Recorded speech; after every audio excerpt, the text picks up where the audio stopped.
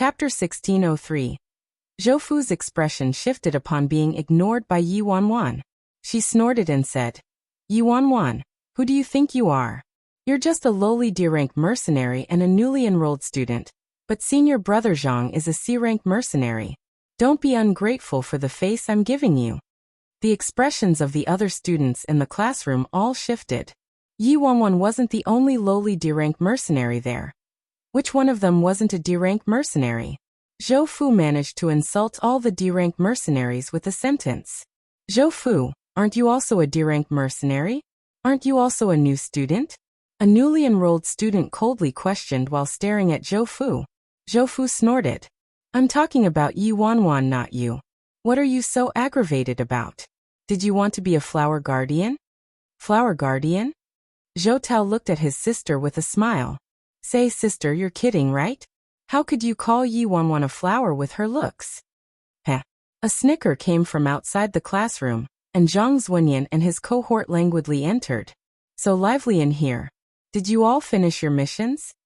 Zhang Zunyan asked amiably, sweeping his eyes over everyone. "Senior brother Zhang." Zhou Tao and Zhou Fu immediately went up and stood in front of Zhang Zunyan with a bootlicking smile on their faces. "I had you two siblings monitor them. How did the monitoring go?" Zhang Zunyan indifferently asked with a glance at the Zhou siblings. Zhou Tao hastily replied, "Senior brother Zhang, don't worry. My sister and I didn't slack at all, and watched over them the whole afternoon. However, some of the missions you issued can't be finished in a day and might need 2 or 3 days. Zhang Zunyan wasn't surprised and merely nodded. "Not bad. Just monitor them closely. If they are lazy," he trailed off and turned to leave. Zhou Fu chased after Zhang Zunyan immediately and blocked him. "What?" Zhang Zunyan frowned when he saw someone standing in his way. "Senior brother Zhang. We're monitoring them responsibly, but one of the new students is very arrogant and is utterly disrespecting senior brother Zhang," Zhou Fu said. "Oh." A cold glint flickered through Zhang Zunyan's eyes, and he expressionlessly asked, "Who is it?" "That woman." Zhou Fu snorted and turned around, pointing at Yi Wanwan with her pointer finger. "Her." Zhang Zunyan was briefly startled. He did have some recollection of the ugly woman who didn't look up from her desk despite the commotion. The missions were all issued, so he had this woman go and clean their dorm room. What? Was the dorm room not cleaned properly? Zhang Zunyan looked indifferent. "Senior brother Zhang, it's not that it wasn't cleaned properly. Yi Wanwan didn't even go to clean it at all. As soon as you left, Yi Wanwan disappeared without a trace too." Zhou Tao tattled hastily. "That's right. Senior brother Zhang, this woman is utterly disrespecting you." Zhou Fu nodded vehemently. Zhang Zunyan detachedly walked toward Yi Wanwan, and an inexplicable smile spread across his lips as he knocked on her desk with his fingers. Yi Wanwan was originally contemplating her possible relationship with worryless Nya. At the interruption, Yi Wanwan looked up and saw the culprit, Zhang Zunyan. Chapter 1604. "Ha! Junior sister, you're a bit distracted," Zhang Zunyan commented with a snort as he stared at Yi Wanwan. "What is it?" Yi Wanwan impatiently asked. "Nothing. I just wanted to explain a principle to you, junior sister," Zhang Zunyan casually replied. "Oh, what principle? I'm all ears." Yi Wanwan acted nonchalantly as well. Someone like Zhang Zunyan relied on the fact that he had a little seniority at Scarlet Flames Academy, and went around everywhere, bullying new students and making new students finish the compulsive missions the academy assigned to him instead of finishing them himself. Yi Wanwan seriously didn't have any desire to even directly look at someone like him. At Scarlet Flames Academy, if you don't respect superiors and listen to your senior brother, the consequences are very severe. On the more severe side, you might die miserably. On the lighter side, you wouldn't be able to remain at Scarlet Flames Academy. Zhang Zunyan stared at Yi Wanwan with a curl of his lips. "Is that so? I'd like to see then," Yi Wanwan coldly retorted. He was just a mere C-rank mercenary, but he really considered himself the tyrant of Scarlet Flames Academy. "Heh," Zhang Zunyan stared at her. "Not bad. I admire your temperament. But if a person's too sharp, they will only end up hurting themselves." Zhou Fu stood on the side with her brother. She thought Zhang Zunyan would definitely blow a fuse and ruthlessly teach Yi Wanwan a lesson. However, what Zhou Fu didn't expect was for Zhang Zunyan to not do anything and merely turn around after saying that, leading the other C-rank mercenaries out of the classroom. After Zhang Zunyan left, one of the more senior students walked to Yi Wanwan's side with a deep frown. "Junior sister Yi, you were truly too impulsive." Yi Wanwan was confused. "Impulsive?" "Yes, too impulsive," the young man sighed. "Junior sister Yi, you just entered Scarlet Flame's academy, so you aren't familiar with the school. Zhang Zunyan isn't someone that normal people can provoke." "What? Isn't he just a C-rank mercenary? What's so fearsome about him? Soon, I can also rise to C-rank." Li Xian suddenly came up with a face of derision. "Junior sister Yi, don't be afraid. Zhang Zunyan wouldn't dare to do much to you. He's just good at bragging. I'd like to see how he'd make you die," Li Xian said to Yi Wanwan. "Li Xian, how long have you been at Scarlet Flame's academy?" "Just 3 months." "What do you know?" The young man glanced at Li Xian. If Zhang Zunyan was merely a C-rank mercenary, it'd be fine. However, Zhang Zunyan is very smooth and slick with a clever head on his shoulders.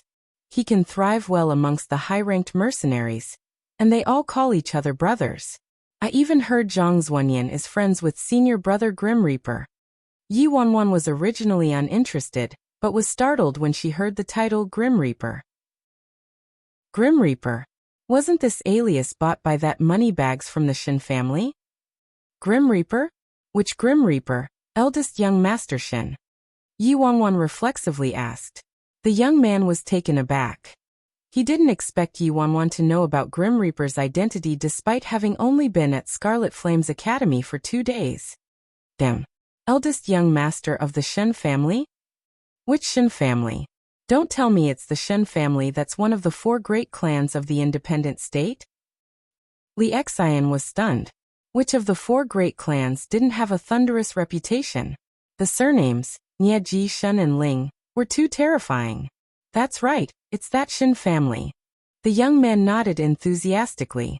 Also, I heard that eldest young Master Shen is a S-rank mercenary, and all the mansions that the Scarlet Flames Academy's S-rank mercenaries live in are eldest young Master Shen's masterpieces. He built them for the school. Chapter 1605 Yi Wanwan. Oh wow, not bad, eldest young Master Shen. I didn't expect him to do this well at Scarlet Flames Academy. Junior sister Yi. Pretend I didn't say anything. That bastard, Zhang Zunyan, isn't someone I can offend. Li Xian hastily said to Yi Wanwan. Junior sister Yi. The young man stared at Yi Wanwan. Anyway, you better be careful. Zhang Zunyan definitely isn't someone to be trifled with. There was another newly enrolled D-rank mercenary who offended Zhang Zunyan, and was intentionally targeted by an instructor. The instructor compulsively issued the new student a mission that a D-rank mercenary couldn't possibly finish, and the new student died during their mission. Okay, got it. Thank you for the warning. Yi Wanwan smiled at the young man. It had to be said that the majority of the people at Scarlet Flames Academy were quite decent. It was just a minority of people like Zhang Zunyan, Zhou Tao, and Zhou Fu who damaged Scarlet Flames Academy's reputation. Currently in the instructor's office, Zhang Zunyan looked at the middle-aged man and asked with a light chuckle. Uncle, you're the one leading Yi Wanwan, right? The middle-aged man nodded. Yes, there's a student named Yi Wanwan. What about her? Nothing. It's just that I don't really want to see this person anymore, so you should help me give her some special care when you're issuing missions tomorrow, Uncle, Zhang Zunyan said lightly. Oh. Was Yi Wanwan blind and offended you? The middle-aged man looked pensive. Just so. Zhang Zunyan laughed. All right, I understand. The middle-aged man nodded and agreed. The next morning, inside the D-rank classroom, Yi Wanwan looked at information laying on her desk about the basic rules and structure of Scarlet Flames Academy and its mercenary system. Shortly after, an instructor entered the classroom. Upon seeing that all the new students were present, the instructor announced, "We will be issuing the compulsory missions today." Many newly enrolled mercenaries secretly prayed for the instructor to not issue them a mission that was too difficult. Typically speaking, mercenary academies required their students to finish several missions every month, and these missions were typically assigned by an instructor. Once the missions were assigned, the students couldn't decline them and had to accept them, so they were called compulsory missions. If students didn't accept them, they would be expelled from Scarlet Flame's Academy. The instructor pulled out a stack of paper. After learning about their assigned mission, many new students smiled. Their missions weren't too difficult. There were also a few people who looked gloomy. Their compulsory missions looked a bit difficult. Yuanwan. The instructor's gaze landed on Yuanwan. Yuanwan looked up. Yuanwan, several students went missing in the northern part of Yun City, so head there and scout for news. Immediately report back any clues you discover, the instructor detachedly said while looking at her. Several experienced D-rank mercenary students' expressions shifted, and they reflexively turned to Yuanwan. The place the instructor mentioned not only had large, ferocious beasts but also contained many notoriously savage and evil people listed as wanted by the Martial Arts Union. Many defected mercenaries hid there too. Strictly speaking about the mission the instructor assigned to Yuanwan, there weren't any problems. But the location of the mission was extremely problematic. Even some high-ranked mercenaries wouldn't dare to accept this mission, let alone a new student. Chapter 1606. Some new mercenaries found it odd, and thought Yuanwan offended this instructor, but many old mercenaries knew the matter wasn't that simple. Zhang Zunyan was probably behind this since this instructor was named Zhang Da, and was Zhang Zunyan's maternal uncle. Yuanwan, here's the information about the mission's location, and the details you need to pay attention to. Come and take it, the instructor, Zhang Da, said to Yuanwan aloofly. Zhou Tao looked delighted while Zhou Fu's lips were slightly turned up. She wanted to see how miserably this woman would die. However, Yuanwan didn't look like she intended to get up from her seat at all. Yuanwan, did you hear what I said? Zhang Da asked. Sorry, instructor. I'm not that interested in this mission, so I don't plan to do it, Yuanwan suddenly said while looking at him. Everyone was taken back by her response. Didn't Yuanwan know about Scarlet Flame's Academy's rules? Even the S-rank mercenaries would have to pack their bags and get lost if they didn't follow the Academy's rules, let alone new students. The instructor had a dark expression on his face as he stared at Yuanwan. Are you joking with me, Yuanwan? Yuanwan nodded. Instructor Zhang, I think you might have some misunderstanding. Oh, so you're planning to accept it then? Zhang Da asked. What I mean is that I never joke with people I'm unfamiliar with. Yuanwan's lips curled into a bewitching smile. Hoots of laughter rang out in the classroom. Zhang Da ominously pointed at Yuanwan. All right, since you won't accept it, then return to the dormitory now and pack up your bags before getting lost from Scarlet Flames. Get lost? Yuanwan snorted. Why do I need to get lost? Yuanwan, this is a rule at Scarlet Flames Academy, the instructor shouted. Then it appears you aren't too familiar with Scarlet Flames Academy's rules, Instructor Zhang. Any mercenary student who's unwilling to accept a compulsory mission from the Academy can waive it by accepting a mission from the mission board. Yuanwan calmly smiled. Zhang Da snorted. That's right, that's a rule. However, the mission I assigned to you is considered a top D-rank mission, so if you had to accept a mission higher than this, you'd have to at least accept a top C-rank mission. A top C-rank mission was close to a B-rank mission.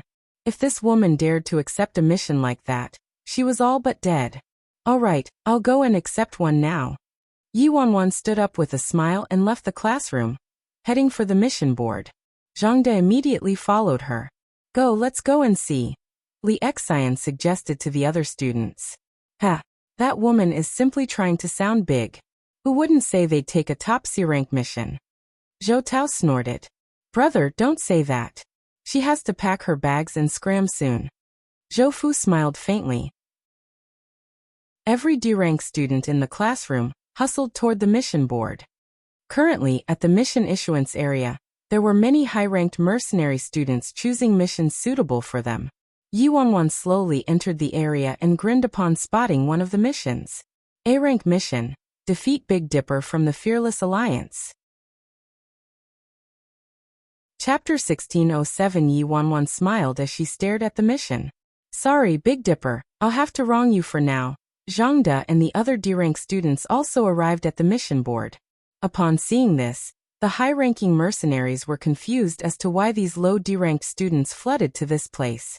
Yuanwan, you just need to accept a top C-rank mission, and you won't have to do the compulsory mission, Zhang De said to her coldly.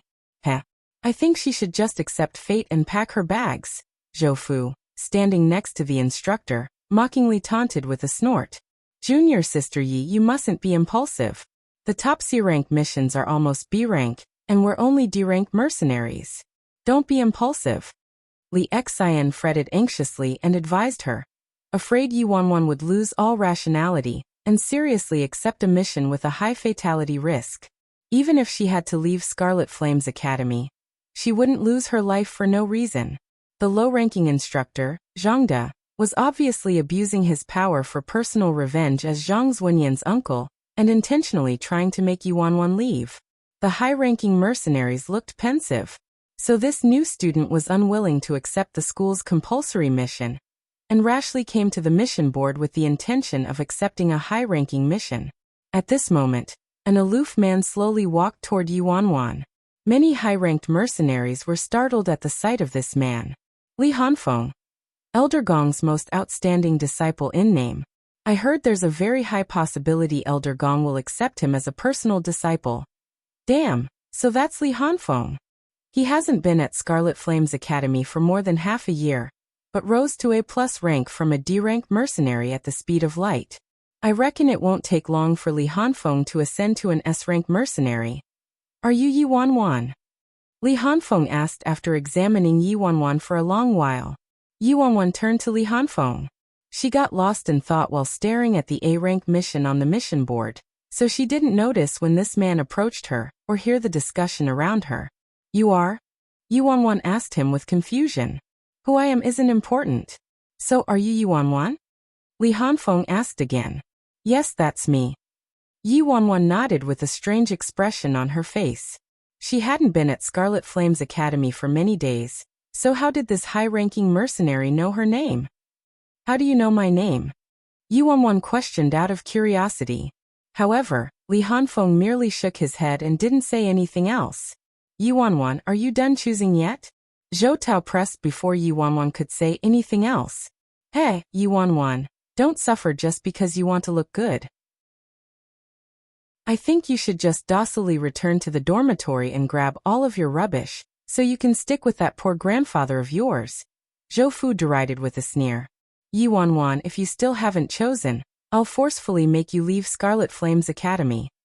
Zhang De coldly stared at her. Yuanwan smiled and ignored them.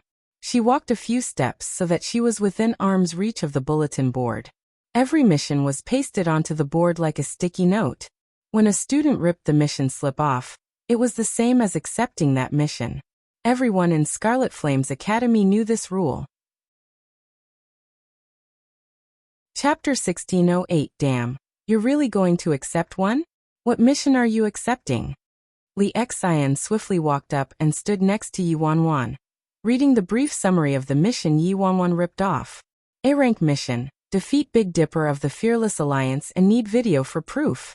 A-rank mission, Li Xian murmured, his expression abruptly shifting a second later. You've gone mad. It's over, you've gone mad. Li Xian stared at Yuanwan in shock. Yuanwan, did you rip off the wrong slip? Yuanwan looked at Li Xian and aloofly said, That's right, the mission I accepted is a rank. Everyone present, whether it was the students from the D-rank class or the high-ranking mercenary students, was taken aback.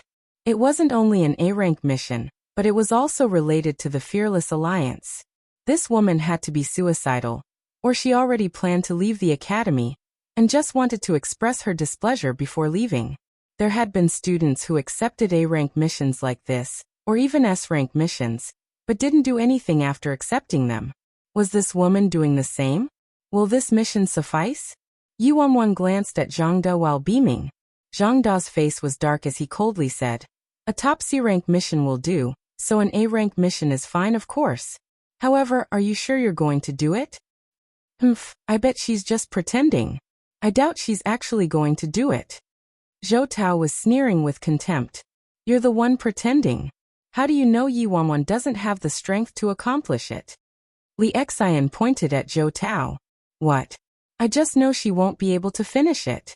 If she succeeds in this mission, I will kowtow in front of you 3 times and call you grandfather 3 times. Zhou Tao was scornful. Zhang De didn't let Li Xian respond before saying to Yi Wanwan, all right, since you accepted it, you have to finish it. You have a 1-month limit for A-ranked missions. If you can't finish the mission in a month, you'll still be expelled from Scarlet Flames Academy. Stalling for time is pointless. 1 month. Yi Wanwan was disdainful. No need for such a hassle. 3 days. I'll finish this mission within 3 days. If I can't finish it, I'll pack my bags myself and leave. Everyone put on an odd expression when they heard her.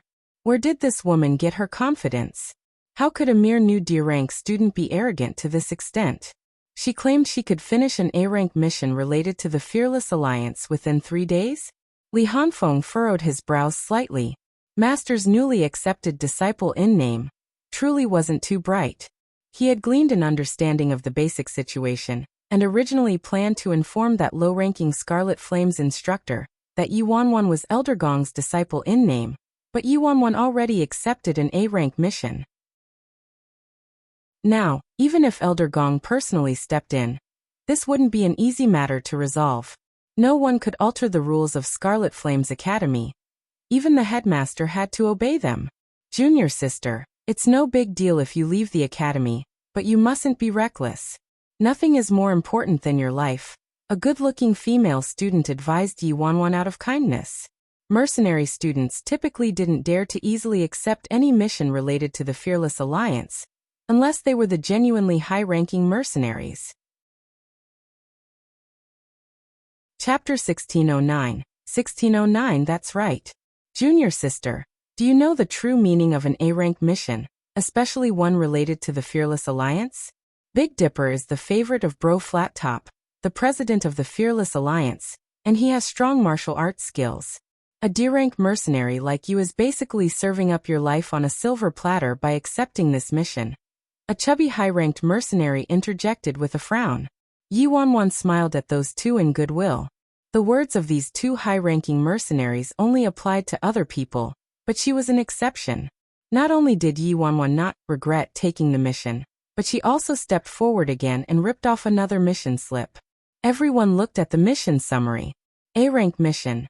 Defeat 7-star from the Fearless Alliance. Need video for proof. Zhou Tao and Zhou Fu were clutching their stomachs and guffawing. Yi Wanwan, you're seriously smashing a pot to pieces just because it's cracked.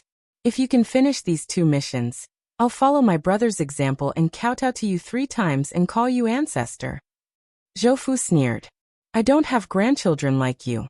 Yi Wanwan glanced at Zhou Fu. What's there to bluff about? I'm telling you. You only have 1 month left. In 1 month, you'll be swept out of Scarlet Flames Academy. Zhou Fu stared at Yi Wanwan intently. Yi Wanwan put away the mission slips and didn't want to waste her words anymore, so she turned around and headed for the school gates. She happened to need to return to Fearless Alliance anyway, so she'd finish these 2 missions while she was at it, and save some trouble. Yi Wanwan called 7-star. Sis Feng, Big Dipper and I have arrived at the base of Scarlet Flames Academy. The rules here don't permit us to drive up there, so please come down yourself, Sis Feng. 7-star's voice was emitted from her phone. Yi Wanwan voiced her compliance, and started walking to the base of the mountain after hanging up. The road wasn't too long, so about an hour later, Yi Wanwan reached the base and entered 7-star's car.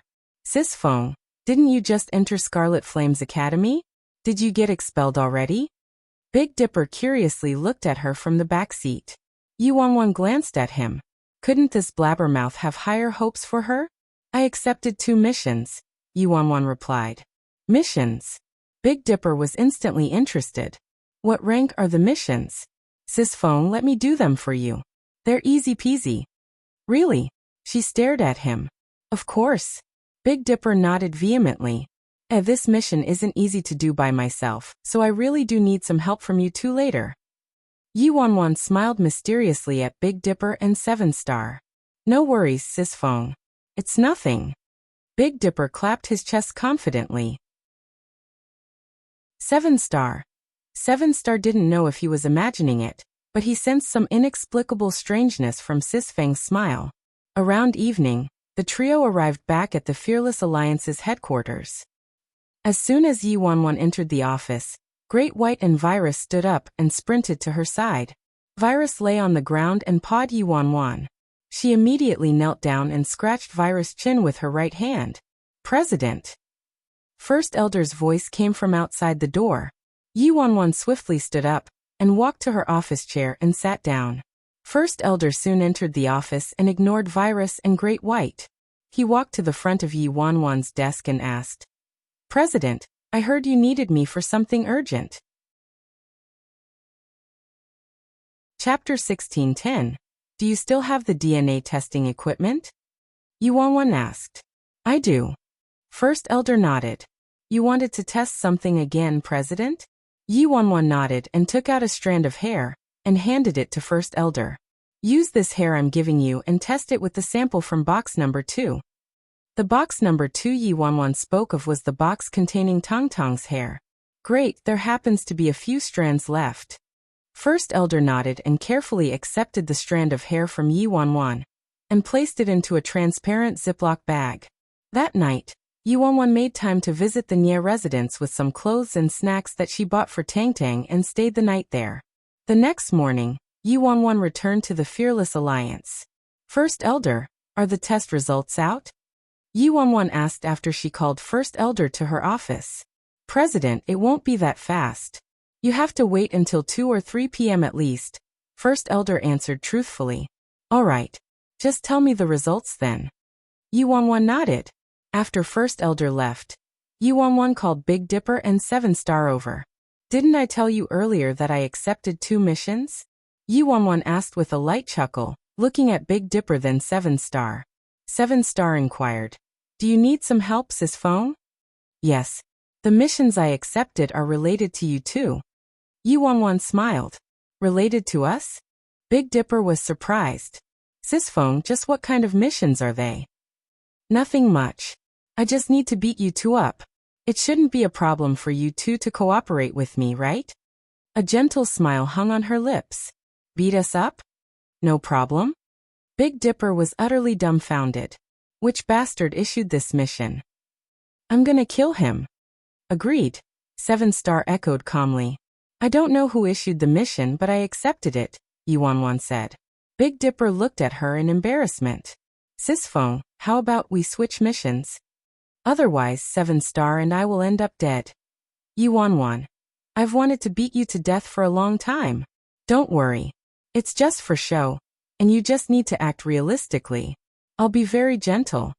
Yi Wanwan kept the gentle smile on her face. Sis Feng, are you telling the truth? Big Dipper looked doubtful. Of course I am. When have I ever lied to you? Yi Wanwan furrowed her brows with displeasure. Big Dipper, Seven Star. The group walked outside the headquarters, and Yi Wanwan pulled up the camera on her phone and started recording. So you're Big Dipper from the Fearless Alliance? A strangely ugly woman blocked Big Dipper. Yes, Sis Feng, that's me. Big Dipper nodded vehemently. Yi Wanwan. This is the freaking 7th time you've called me Sis Feng. If you call me Sis Feng again, I'll seriously kill you. Yi Wanwan deleted the video with aggravation and prepared to start recording again. I don't want to either, but I'm a bit nervous in front of the camera. Again, Yi Wanwan said with a frown. So you're Big Dipper from the Fearless Alliance? Yi Wanwan icily shouted as she expressionlessly stared at Big Dipper. That's right, I'm your grandfather Big Dipper. Who are you? Tell me your name, 'cause your grandfather's blade doesn't end in nameless ghost. Big Dipper flicked his sleeve and yelled back.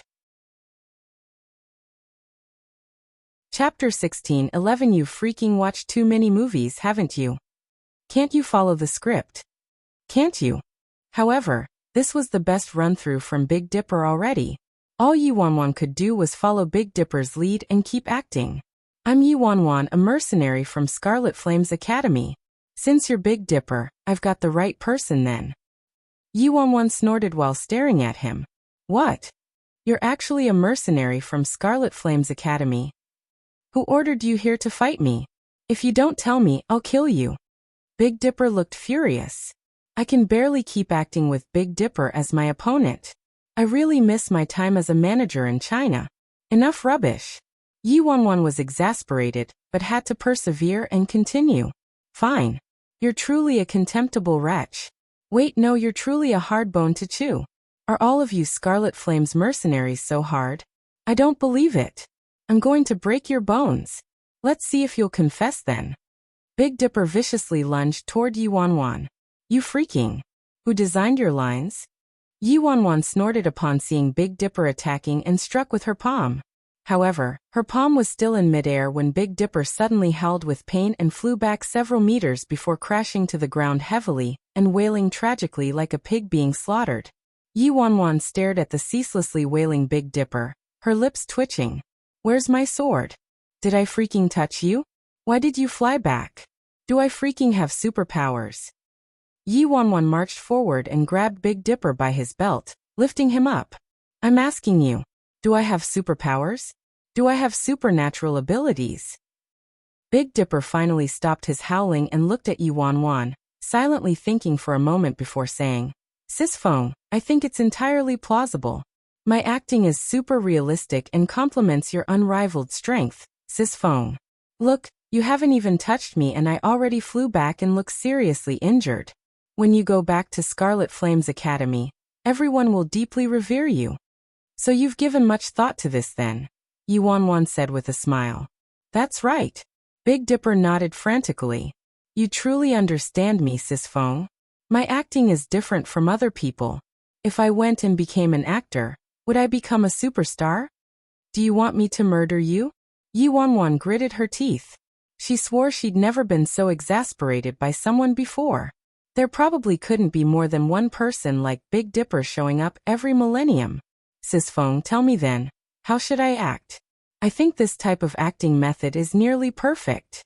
Your standards are seriously too high, Sis Feng. Even if you really invited a superstar, I don't think they'd act as well as me. Sis Feng, why do I feel like you're about to cry? Big Dipper grinned innocuously, flashing his brilliantly white teeth. Yi Wanwan, damn you. Follow this script. And learn the lines by heart. Yi Wanwan tossed a sheet of paper at Big Dipper, looking utterly disappointed. Nearby, 7-Star looked at Big Dipper and sighed. He calmly walked up and said to Yi Wanwan, Since this isn't working, how about I go first, Sis Feng? Even 7-Star couldn't tolerate Big Dipper's extremely exaggerated acting, let alone Yi Wanwan. Chapter 1612. 1612. Yi Wanwan nodded in agreement with 7-Star's suggestion. They had nothing else to do anyway, so she could act out a round with 7-Star first. I've also written your script, Yi Wanwan said to him. Sis Feng, no need for a script. This type of acting shouldn't be too hard, 7-Star replied calmly. Old 7, Sis Feng isn't satisfied with even me. So let's not mention you. Just wait until you get a shouting. How arrogant are you to say you don't need a script? Big Dipper curled his lips contemptuously. Yi Wanwan deleted the previous video with Big Dipper and restarted the recording. She was a bit less worried about 7-Star since he was more reliable than Big Dipper. This was an undeniable truth. So you're 7-Star from the Fearless Alliance, Yi Wanwan said expressionlessly while staring at 7-Star. 7-Star turned around, indifferently examining Yi Wanwan. May I ask if you sought me out due to a conflict or a favor? 7-Star aloofly asked Yi Wanwan. It's neither a conflict nor a favor. Just official business, Yi Wanwan replied. Based on your outfit, you must be a mercenary from Scarlet Flame's Academy. 7-Star smiled unconcerned. People from the independent state's 3 great academies sought me out in the past, but I'm still alive while they're dead. Would you still like to continue? Enough nonsense. My mission is to beat you up. Yi Wanwan sneered. However, as soon as Yi Wanwan finished speaking, 7-Star disappeared from his spot. He took a step forward and immediately appeared in front of Yi Wanwan. Without a word, his hand shot toward her. Yi Wanwan was surprised. This lad's acting wasn't bad. Yi Wanwan dodged to the side instantly, and their right hands collided with each other. Bang! Kaboom! Strange noises came from Big Dipper's mouth. Yi Wanwan, 7-star. Yuanwan swore she would hack Big Dipper to death if she had a sword on hand. Yuanwan and 7-star tried to remain unaffected by Big Dipper and continued to fight. Kaboom, kaboom. Bang, bang, bang. Pow. However, Big Dipper's volume grew louder, and his noises turned stranger. If you don't freaking give me a reasonable explanation, I won't be Sis Fong unless I kill you. Yuanwan threw out her acting shoes and seized Big Dipper by his right ear, dragging him toward her. I would also like to know what you're doing, 7-star added while looking at Big Dipper, who looked like he had been wronged. I'm providing sound effects for you. Is there a problem? Your fight didn't look imposing at all to me. Look at how silent it was when your palms slammed together. The kabooms, bangs, and POWs were my sound effects, Big Dipper hastily explained. Do you have a sword? Yuanwan looked at 7-star. I don't. 7-star shook his head. But I can go and grab one. Don't. Fine, I'll stop dubbing. Big Dipper urgently protested. If you appear in our shot again and continue your so-called dubbing, 7-star and I will beat you to death. Do you understand? Yuanwan fumed between gritted teeth. Understood, understood. I guarantee I will just sit on the side and won't move an inch. Big Dipper promised while clapping his chest. This time, Big Dipper learned his lesson and didn't continue making trouble. He merely sat on the side and watched, not daring to even breathe loudly. Half an hour later, Yuanwan's scene with 7-star finally concluded. Chapter 16:13 Perfect. Yuanwan was beaming as she gave 7-star a hand from his position lying on the ground. 7-star's acting was absolutely satisfactory. It surpassed Luo Chen's, let alone Gong Su's. What was more frightening was that this was 7-star's first time acting. As long as you're satisfied, Sis Fong, 7-star said with a nod. Yuanwan stared at him pensively. His looks were coldly handsome, he was fairly young, his acting was good, and his martial arts skills were a giant thumbs up too.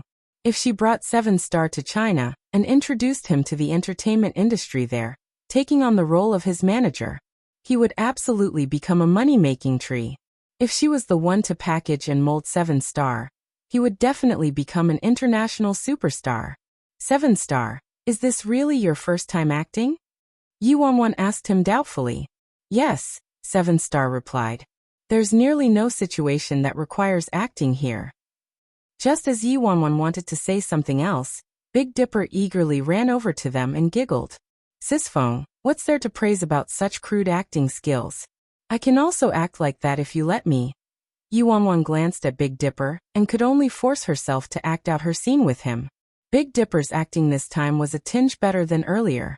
Yuanwan didn't want to continue wasting time, and the video shouldn't have any problems after some post-production editing.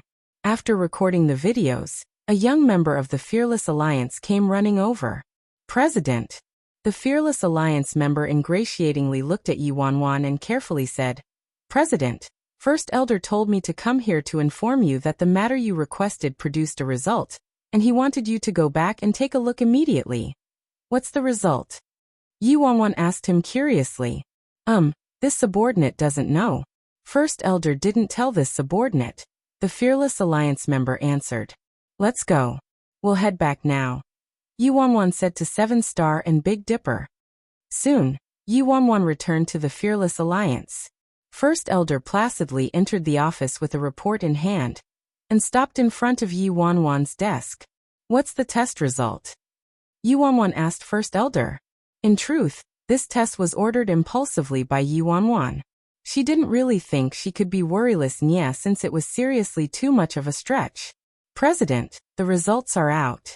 Take a look for yourself. First Elder said to Yuanwan with a smile as he gently placed the report on the desk. Yuanwan, didn't I say I couldn't understand the result at all last time? I can't read the contents. Tell me directly. Yuanwan had no choice but to be frank. President, according to the final results of the test, at least 99% of the DNA matches, First Elder quietly explained to her. Yuanwan was taken aback. At least 99% of the DNA matches. First Elder is saying. The scientific explanation for this is that there is a positive blood relationship, First Elder added. Yi-Wan felt like a volcano erupted in her head, and her mind turned blank. The load of information this time was truly too much, and was more shocking than the result from last time that said the current worryless Nya was an impersonator. Yi-Wan found herself unable to accept it. Upon seeing Yi-Wan in a daze, First Elder furrowed his brows and looked at her with worry. President, are you okay? Chapter 16:14 First Elder didn't know what had happened or the origin of the sample given to him by Yi-Wan. However, based on Yi-Wan's reaction, First Elder could guess that the owners of the sample had a deep relationship with Yi-Wan. I'm fine. Yi-Wan regained her wits and smiled at First Elder faintly. All right, I understand. You've worked hard the last 2 days. You can head back now. President, you mustn't hide any problems from us.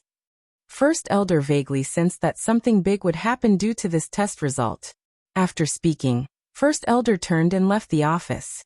After First Elder left, Yi-Wan allowed her shock and whiplashed feelings to fully surface on her face. Yi-Wan was extremely certain that the hair sample used in the test was hers, and it was personally given by her to First Elder, so there couldn't be any mistake about that. In other words, the samples were indeed from her and Tang, so the test result couldn't have any errors at all. I'm Tang's biological mother. Yi-Wan was flabbergasted, and disbelief enveloped her. Not only was she Tang's mother, but she was also Madame Nia's daughter and Nameless Nia's biological younger sister. How could that be possible? Yi-Wan murmured, finding it hard to accept. This way, that mercenary told the truth and didn't lie. The person they intended to assassinate in China was truly worryless Nia, her. Yi-Wan was stupefied from head to toe. She somehow went to Scarlet Flame's academy, somehow met Li Xian, somehow sought out Li Xian's big brother, then somehow tested her DNA with Tang's. All of the aforementioned would be nothing if it weren't for the fact that the final test results somehow verified she really was worryless Nia, the second miss of the Nia family who went missing for many years. Yi-Wan felt her head swelling as thousands of thoughts raced through her mind. If she really was worryless Nia, then who was Tang's father? Did she know Si Yihin when she was in the independent state back then, and was still worryless Nia? If she knew Si Yihin, could Si Yihin be Tang's father? But if she really had a child with Si Yihin, could Si Yihin truly be absolutely clueless? Si Yihin obviously didn't know about Tang. If she didn't have Tang with Si Yihin, then who did she have Tang with? Her fiancé Ji-Xiuran. Soon, Yi-Wan rejected this notion. If it really was Ji-Xiuran, how could he not acknowledge Tang? Even if he didn't, the Ji family would acknowledge this grandson, right? Also, Nameless Nia previously mentioned that his sister, Worryless Nia, had Tang with a wild man, so this wild man couldn't possibly be Ji-Xiuran. Wild man? Yi-Wan murmured. Just who are they referring to as the wild man? Yi-Wan naturally leaned toward Si Yihin being the father, but right now, the only person deeply related to Si Yihin, Lord Azura, still hadn't admitted he was Si Yihin. Even though Lord Azura was poisoned by the love goo, he remained unaffected. Right now, every clue pointed at Si Yihin though. As soon as Lord Azura admitted he was Si Yihin, many questions would be answered. Of course, she couldn't remember any of this. It would be best if she could have the headmaster of Scarlet Flame's academy help her. Otherwise, even if she knew she was worryless Nia, she wouldn't be able to remember anything. I'm actually worryless Nia. Yi-Wan looked stunned. Chapter 16:15 Yi-Wan stared at the test result in her hand with evident shock. Every memory fragment since her rebirth flashed through her mind like a carousel lantern. She lived 2 lives, but she still hadn't known who in the world she was until today. However, she was still puzzled about many things. Why didn't her grandfather's words to her in her memories match reality at all? If she was worryless Nia, how could she be Chinese and an orphan even though Madame Nia and Patriarch were evidently still alive? She even wondered whether her death in her previous life had a mystery behind it, or was related to the independent state.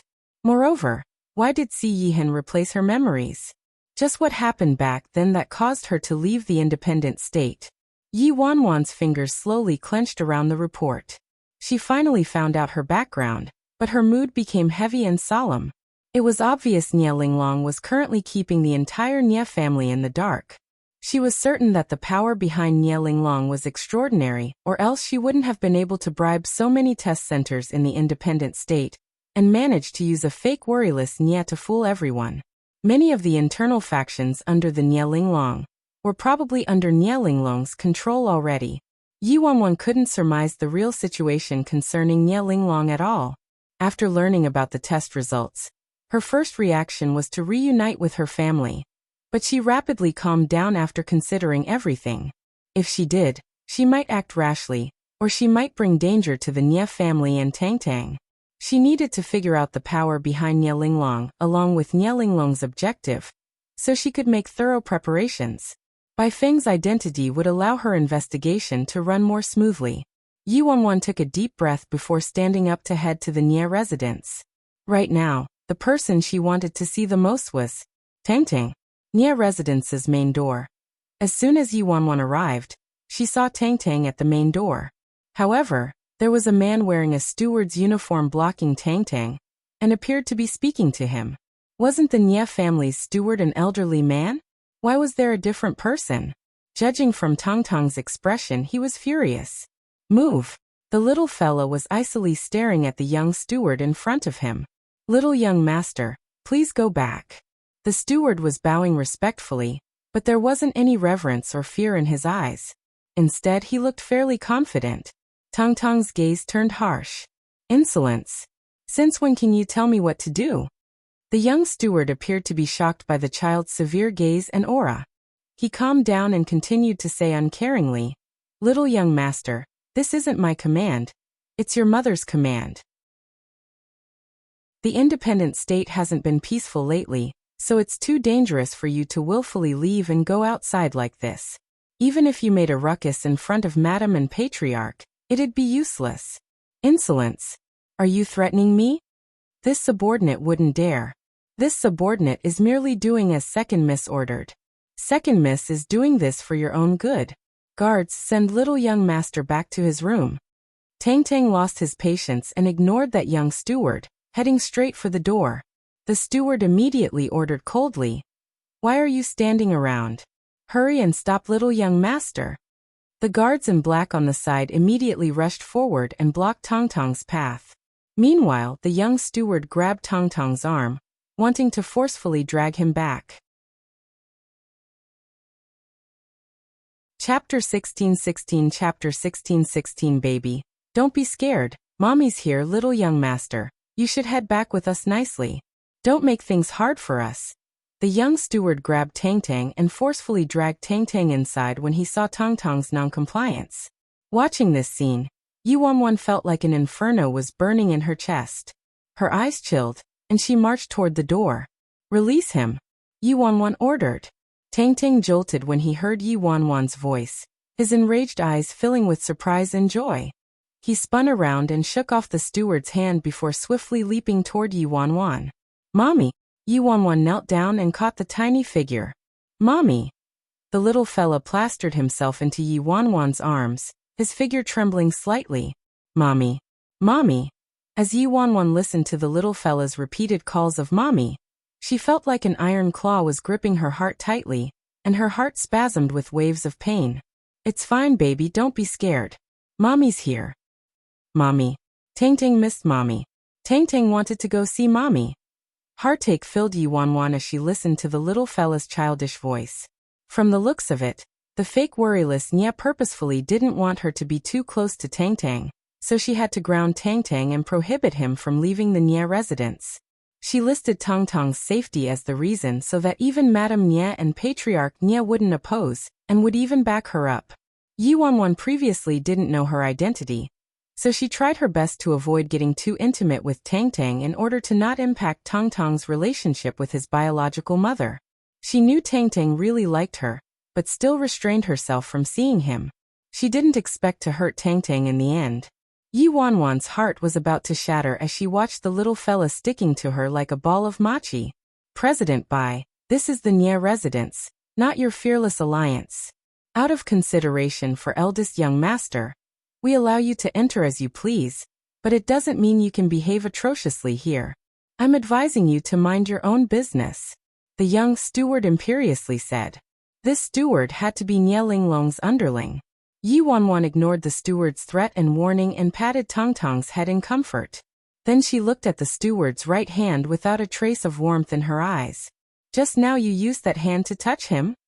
The young man haughtily glanced at her from the corner of his eye. What? Tang Tang, close your eyes. Yi Wanwan instructed Tang Tang. The little fella didn't know the reason, but immediately closed his eyes obediently. Okay. A second later, a shriek like a pig being slaughtered rang throughout the estate. This shriek was accompanied by a bone-chilling cracking sound. In the blink of an eye, Yi Wanwan had forcefully broken the man's wrist. The man rolled back and forth on the ground while clutching his wrist in pain. If she used her normal strength, she absolutely couldn't have snapped an adult man's wrist with ease like that. However, with fury raging through her mind, it appeared natural she could do that. Before, Yi Wanwan never understood why incomprehensible martial arts strength occasionally exploded out of her. Now she finally understood. This was strength that belonged to worryless Nye, her true self. However, due to her lack of memories, her abilities were very unstable and couldn't be controlled.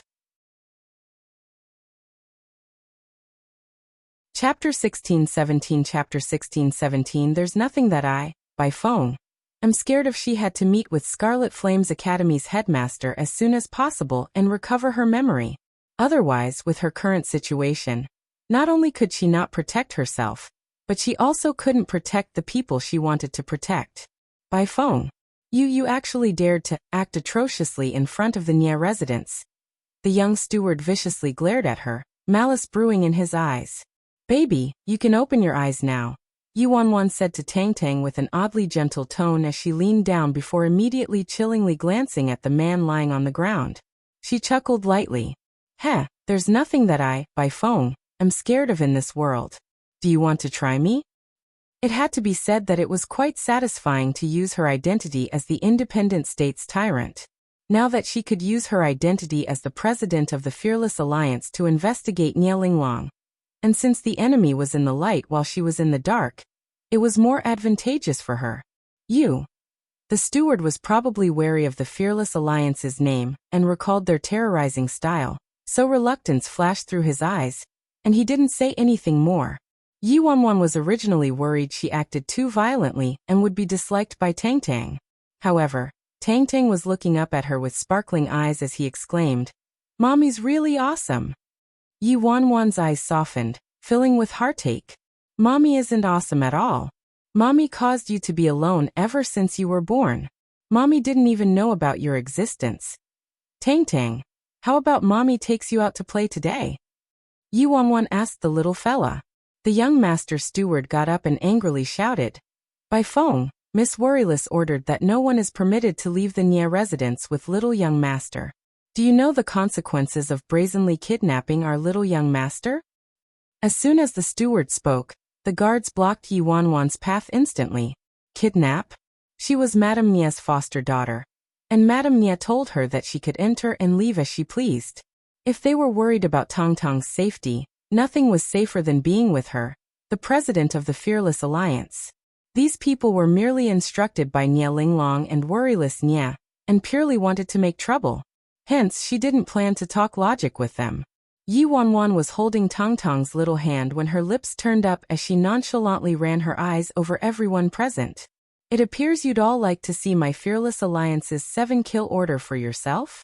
When the guards present heard the words 7-kill order, chills automatically ran down their backs as though they recalled something extremely terrifying. The entire clan would be destroyed within 7 days. There'd never been an exception. Although failing their duty would cause them to face punishment from the patriarch, provoking the Fearless Alliance would cause their whole family to be destroyed. Moreover, who was by phone? With her martial arts skills, they wouldn't be a match for her even if they had double the enforcements. After all, she snapped the steward's wrist without batting her eyes just moments ago. These guards also knew very well that little young master wouldn't be in any danger with Bai Feng. It was just that second miss prohibited little young master from leaving the house. After a moment of deliberation, everyone looked at each other and simultaneously paused in their steps. Under everyone's fearful gazes, Yi Wanwan directly led Tang Tang by the hand and left the Nia residence. The little fella tightly clasped his mommy's hand. Afraid she'd let her go. Behind them, the steward clutched his wrist with a dark expression. Quickly tell second miss and third miss to come back. And inform Madam and Patriarch that Bai Feng from the Fearless Alliance abducted little young master. Chapter 1618. 1618 Chapter 1618. They could do anything. Yi Wanwan led Tang Tang out of the estate's gates. The little fella suddenly dropped his head and stopped walking. Tang Tang, what is it? Yi Wanwan asked as she leaned down. Mommy, Tang Tang should go back, the little fella quietly said. Yi Wanwan blinked. Why? Tang Tang doesn't want to be with mommy. The little fella immediately looked up emotionally. Of course not. Tang Tang wants to be with mommy. Tang Tang always wants to be with mommy. But grandpa and grandma will get angry. Tang Tang doesn't want to cause trouble for mommy. He knew that even if grandpa and grandma didn't do anything to him, he'd definitely cause trouble for mommy. Yi Wanwan was incredibly moved by the little fella's consideration. She gently said, Don't worry, baby, you won't. Mommy's here. Mommy guarantees grandpa and grandma won't be angry and mommy won't get into trouble. So don't worry and come with mommy, okay? Heh, even if there was trouble, it would be other people getting into trouble. Okay. The little fella vehemently nodded, his eyes brimming with trust and dependence. Mommy, can mommy call Tang Tang baby again? The little fella asked hesitantly. Yi Wanwan chuckled softly. Of course. Tang Tang is forever mommy's baby. The little fella immediately replied back with sparkling eyes. Mommy is also Tang Tang's baby. Yi Wanwan met his eyes, shining as bright as the starry night, and couldn't help but clutch her chest. Heavens! How can my precious baby be so adorable and cute? Such an adorable and cute child is actually my child. Mine. Her eyes were nearly spitting fire from envy the first time.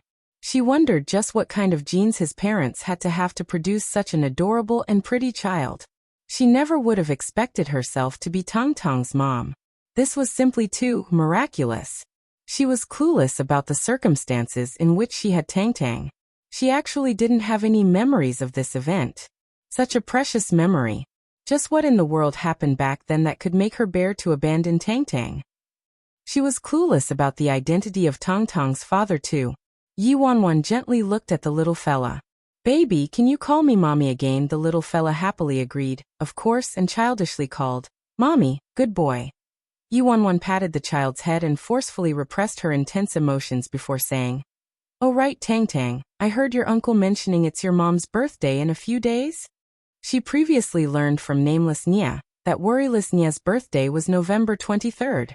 In other words, her true birthday was November 23rd. When the little fella heard Yi Wanwan mention that, Mom, his eyes dimmed, and he nodded. Yes. Yi Wanwan's eyes shifted, and she rubbed her chin as she said, how about this, baby? I'll bring you to a cake shop for fun today, and you can personally make a cake for your mom. It can be a birthday surprise for her. Tang Tang cast down his eyes, struggle evident on his little face. Will mommy accompany Tang Tang? Yi Wanwan smiled. Of course mommy will accompany Tang Tang. Mommy will accompany Tang Tang the whole day today. The little fella's face brightened instantly. Tang Tang wants to go. As long as he could be with mommy for longer, they could do anything. Chapter 1619. After leaving the Nia residence, Yi Wanwan brought Tang Tang to the most high-end custom-made cake shop in the independent state. As soon as Yi Wanwan arrived, the owner fearfully came out to receive them personally. He immediately prepared all the ingredients and equipment when he discovered Yi Wanwan wanted to make a cake personally. When Yi Wanwan first suggested this, the little fella looked a bit unwilling, but when they started making the cake together, it was evident he was particularly happy. Yuanwan couldn't help but have mixed feelings as she watched Tang Tang's joyful appearance. This wasn't the right timing for her to tell Tang Tang the truth. So right now, that fake worryless Nya was his real mother to him. Mommy, Tang Tang's done. Tang Tang's voice caused Yuanwan to return to the present. Her vision cleared and she saw that Tang Tang finished handcrafting his cake. The cake had flowers meticulously crafted from icing which were lining the edges and a giant heart made from cherries placed in the center. It's very beautiful. Tang Tang's too awesome. Yuanwan praised him immediately. The little fella shyly pursed his lips before lifting the cake and handing it to Yuanwan. Mommy, it's for you. Yuanwan was taken back. For me? Didn't you make it for your mom? Tang Tang brightly stared at her and seriously said. But Tang Tang wants to give it to Mommy. This is Tang Tang's first time making a cake, so Tang Tang wants to give it to Mommy. The Mommy that Tang Tang was referring to was her. Because this was his first time making it, it was the most important, so he wanted to give it to her. Warmth flowed through Yuanwan's heart, and she leaned over to embrace the little fella. Thank you, Tang Tang. Thank you, my baby. This is the most precious birthday present I've ever received. Does Mommy like it? I like it. Of course I like it. Then let's eat it together, Mommy. Okay. Mother and son devoured the little cake together before making another one. This time, the little fella only made a few flowers and leaves with the icing, but didn't place a heart in the center. The little fella's mood plunged as soon as they finished packing up the cake. Mommy, are you going to take me home now? Yuanwan glanced at the time. It's still early. Mommy will take you to have dinner first. How about that? Tang Tang nodded instantly. Yes. And so, Yuanwan left the cake shop, one hand holding Tang Tang and the other hand holding the cake. However, the moment they stepped out of the shop, Yuanwan discovered a sea of people in front of them. And they didn't have any room to walk. What's going on up ahead? Yuanwan mumbled. A person trying to squeeze through the crowd answered. The Shen family's food street is having a grand opening up ahead, and there's a giant promotion on the first day. Everything is free. The Shen family's food street was having a grand opening. Yuanwan's lips twitched. It truly was the Shen family's style to make everything free. Mommy! The place was rather crowded, so Tang Tang anxiously grasped the edge of Yuanwan's clothes. Mommy, stay close to Tang Tang. Don't get separated from me. Yuanwan chuckled lightly and clasped Tang Tang's hand. This way we won't get separated. Joy filled the little fella's eyes and his lips curved upwards, two cute dimples emerging from his fair cheeks. And I want to hold Mommy's hand forever. Since foot traffic was heavy up ahead and the food street was developed by the independent state's tycoon, the Shen family, it should be decent. Hence, Yuanwan led Tang Tang forward to join the festivities. Chapter 16:20 The food street was brightly lit and decorated with glittering gold. The wide assortment of exquisitely made street food made everyone dizzy from the selection and drool with desire. Moreover, everything was free, so it attracted a torrent of customers and unusual liveliness in the area. For some reason, Yuanwan recalled that time in China where she and Si Yihan brought Tang Tang to the amusement park, and their family of three spent the whole day having fun there. Yuanwan gathered her thoughts and asked, Baby, what do you want to eat? Tang Tang's head swirled left and right. It was obvious he was dazzled from the selection. Hence, Yuanwan generously waved her hand. Then let's taste every one of them. Yuanwan kept shopping as she walked and purchased takoyaki, skewers, cold noodles, and all kinds of street food, eagerly stuffing it into the little fella's hands after buying it. As the mother and son duo ate while they walked, a person suddenly charged toward her like a whirlwind. Ah, beautiful miss, we meet again. Yuanwan saw the newcomer and her brows raised. Young Master Shen. That's right. What an extreme honor that you still remember me, beautiful miss. Look at this beautiful setting around us. Aren't you bored by yourself, beautiful miss? Why don't you allow me to accompany you? Shin Tianchen was joyfully hitting on her when he suddenly detected a sharp gaze shooting toward him like a dagger. Only then did Shin Tianchen look down and meet a pair of bright and icy eyes. Apologies, Mommy isn't by herself, the little fella solemnly stated while staring at the man above him, his hand firmly holding on to his mommy's hand. You are? Shin Tianchen stared in shock at the child calling Yuanwan mommy. Yuanwan chuckled softly and patted the ruffled child. He's my son. The little fellow was startled at first before resplendent light shot out of his eyes. What? You have a son? Shin Tianchen was shocked. Yuanwan thought it would be perfect to use Tang Tang to eliminate Shin Tianchen's crush. Hence she said, yeah, what? Is that a problem? Adoration brimmed from the man's expression. For a woman who's endowed with beauty but also intelligence but also martial strength, and martial strength but also viciousness like President Bai, it'd be logical for you to have 10 sons, let alone one. Don't worry, beautiful miss, I absolutely don't mind. Yuanwan, what? 10 sons? Can't he say less scary things? I'm shocked enough with one son. When Tang Tang heard him, his little face darkened again, and his displeasure grew as he stared at Shin Tianchen. Beautiful miss, eat anything you want here. Shin Tianchen generously proclaimed, exemplifying a filthy rich person. Couldn't I eat whatever I wanted to begin with? Ah, that's true. But you should be treated differently, beautiful miss. I'll personally accompany you today, Shin Tianchen said. Yuanwan was exasperated. I don't need it, okay? Unfortunately, Shin Tianchen wasn't an easy person to dismiss. He forcefully followed her and Tang Tang the whole time, with an especially eagerly attentive attitude. After all, since this whole street belonged to his family, Yuanwan couldn't get rid of him even if she wanted to. Mommy!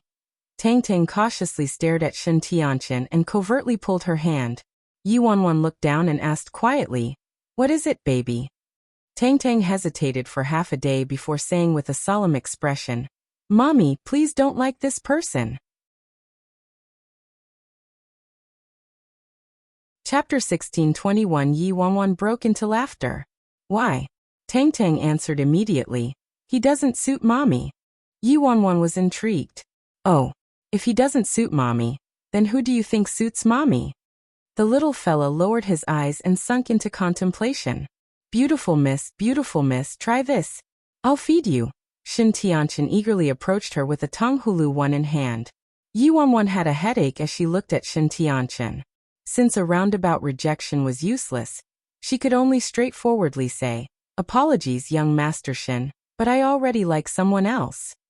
Shin Tianchen didn't look like he cared at all and grinned as he replied, I know. You like beautiful men, President Bai. If we're talking about looks, I should meet your standards, right, President Bai? Yuanwan's lips twitched. Just how bad was Bai Feng's reputation? Did everyone know about her lascivious nature? Yuanwan helplessly explained. That's not what I meant. I'm saying I have a lover.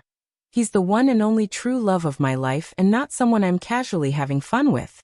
Shin Tianchen righteously said, President Bai, for a woman who's endowed with beauty but also intelligence but also martial strength, and martial strength but also viciousness like you, how could you halt your steps for a single flower?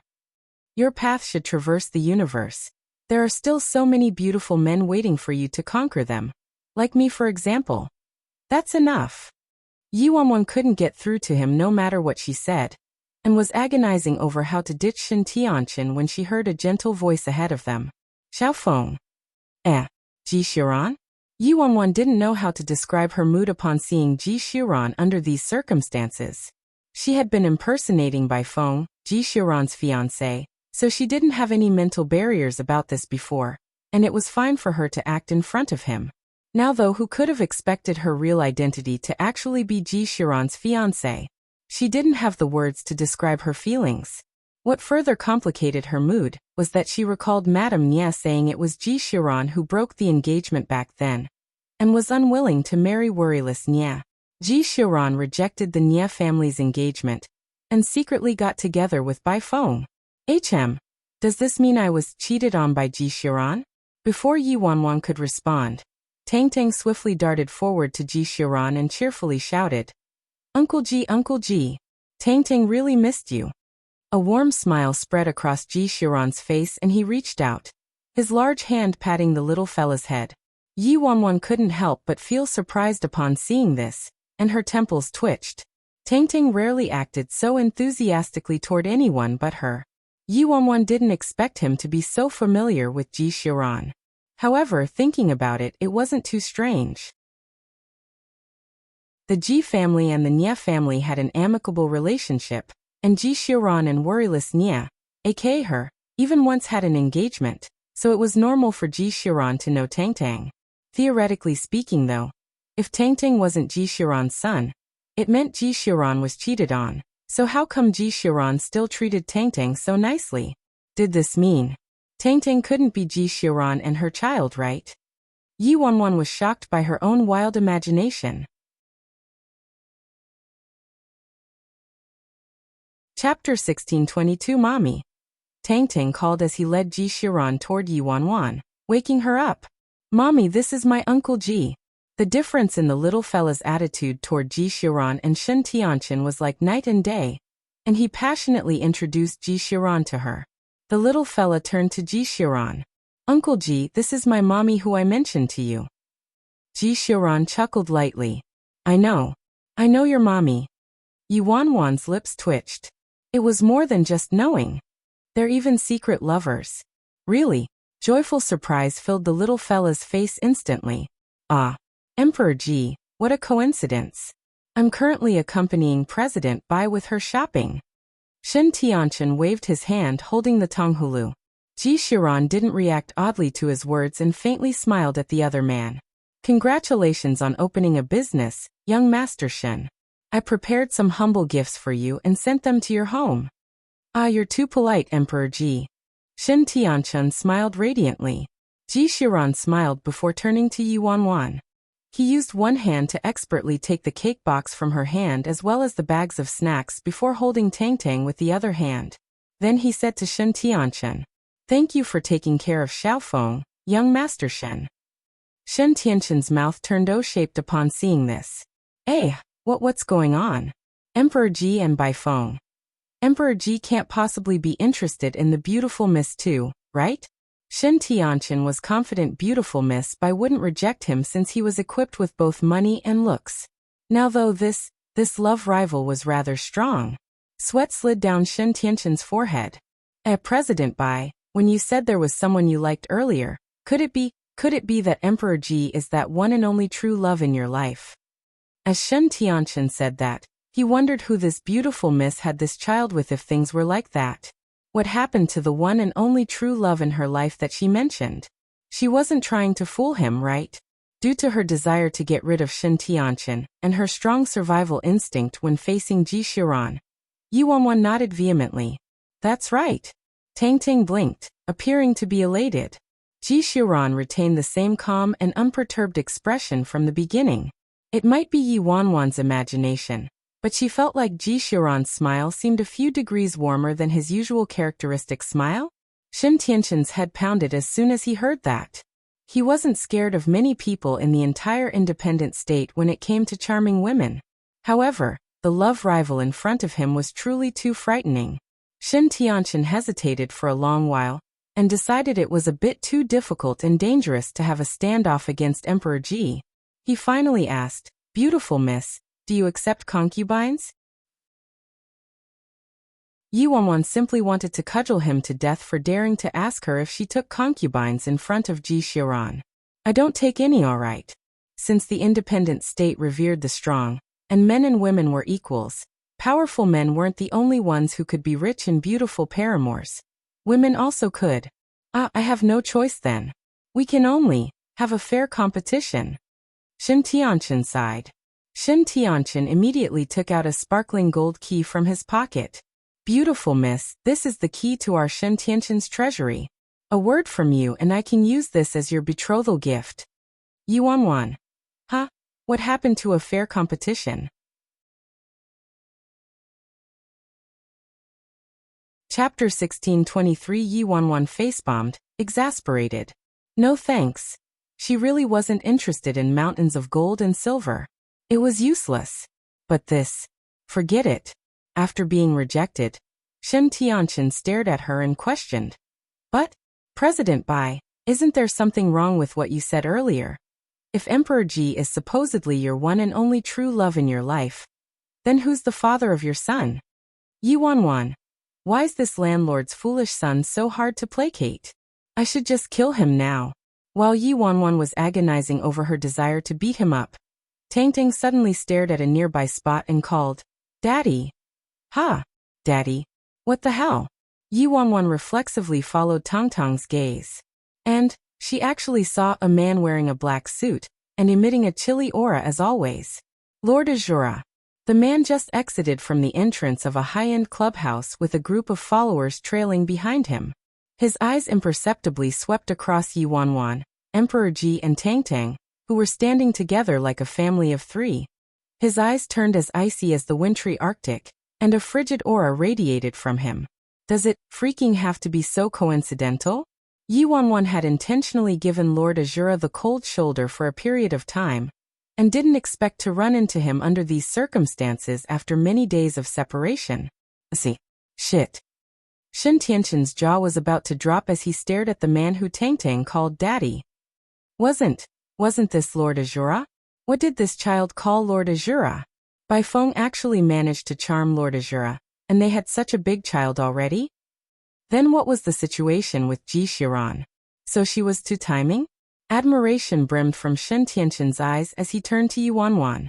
He thought he was unruly enough already, but didn't expect her to be even more arrogant. Her harem was rather impressive. Daddy. Tang Tang automatically called when he saw that familiar face, a face he saw every day during his 3 months in China. Although their father and son relationship seemed aloof in China, there was obvious joy in Tang Tang's eyes when he saw the newcomer. Lord Azura. Shen Tianqin was stupefied. Cherub, what did you just call him? When Lord Azura saw the little fella holding hands with Ji Xiran, his cold eyes seemed to sparkle for a second like ice melting a tinge, but soon, aloofness returned, and he looked at the child like a stranger. Tang Tang detected the man's reaction, his brows furrowing and face dimming. Confusion also entered his face. Yi Wanwan ignored Shen Tianqin's exclamation. After noticing Tang Tang's emotions, she looked down and explained to him, Tang Tang, he isn't the person you know. They merely look alike. She couldn't explain everything to Tang Tang, so she could only tell him that. Not Daddy. The little fella mumbled with a frown and looked up to examine the other man again. Their hair color is obviously the only thing different though. Yi Wanwan gathered her thoughts and calmly greeted, Lord Azura, what a coincidence. We meet again. Vixen. Jiang Yan, standing behind Lord Azura, didn't vocalize this, but the shape of his lips made it apparent he was saying that. Chapter 1624. 1624. She had an ambiguous relationship with Emperor Ji one moment and seduced Shen Tianqin the next moment. How could my lord be tarnished by this kind of woman? As soon as he recalled the night when he accidentally stumbled into his lord's room and witnessed what this woman did to his lord, he felt like his lord suffered cosmic humiliation and sullying. He had to find the antidote for the goo poison no matter what. Lord Azura expressionlessly nodded at her in greeting. President Bai. His expression looked like they weren't familiar at all, and everything that happened before was non-existent, pissing Yi Wanwan off. As for Shen Tianqin, his mind was in utter chaos already. So is Lord Azura this child's dad or not? No. I found a woman this suitable for me with such difficulty. I absolutely can't give up this easily. Shen Tianqin bashfully looked at Yi Wanwan. President Bai, if you don't want it as a betrothal gift, it can be my dowry instead. So what if they were more powerful than him? He was richer. So what if they had a higher standing than him? He was richer. So what if they were more handsome than him? He was still richer. He didn't believe anybody in this world could resist his charms, even if his competitors were Emperor Ji and Lord Azura. After Shen Tianqin said that, he inexplicably felt a chill directed at his back. Wait, no, it feels like 2 waves of chills? No, 3 waves. He carefully examined the 3 people present aside from him and Bai Feng. Emperor Ji maintained his calm smile. Lord Azura was expressionless, and the little child, he was even more unpredictable. Yi Wanwan had nothing to say. Where's this fool's integrity? Yi Wanwan took a deep breath, then swept her eyes over Ji Xiran, and Lord Azura in a seemingly nonchalant manner. She said with a smile, "Young Master Shen, my sincerest apologies. I like mountains of gold, of course. However, while I like mountains of gold, I like beauties even more. To me, a beauty's smile can't be bought for 1,000 in gold." Although Yi Wanwan said, "A beauty's smile can't be bought for 1,000 in gold," she didn't specify who she was referring to. When Lord Azura heard her, dark emotions flashed through his face, and something flitted through his eyes. Shen Tianqian clutched his chest as though an arrow was shot into his heart and pitifully said, "Actually, I'm also really good-looking when I smile. Take another careful look, beautiful miss." Shen Tianqian's face was truly gifted, and he could easily leap into the ranks of A-list actors in China, the type who could explode in popularity based on looks alone. Unfortunately, his other two opponents set standards off the charts. Yi Wanwan coughed. "Ah, young Master Shen, this actually has nothing to do with looks." Shen Tianqian solemnly glanced at her. "Nothing to do with looks. Doesn't your conscience hurt when you say that, President Bai?" Yi Wanwan. She seriously wanted to kill him still. At this moment, Tang Ting abruptly looked up at the man standing in front of them. "You really aren't my daddy?" Lord Azura peered down, his gaze landing on the fair child he hadn't seen in ages, and his iron-walled emotions actually lost a little control. He was silent for at least 3 seconds before coolly replying at last, "You have the wrong person." Tang Tang stared at him, seeming to accept his answer. He said with conviction, "Sorry, I recognized the wrong person. You're not daddy. My daddy is very gentle."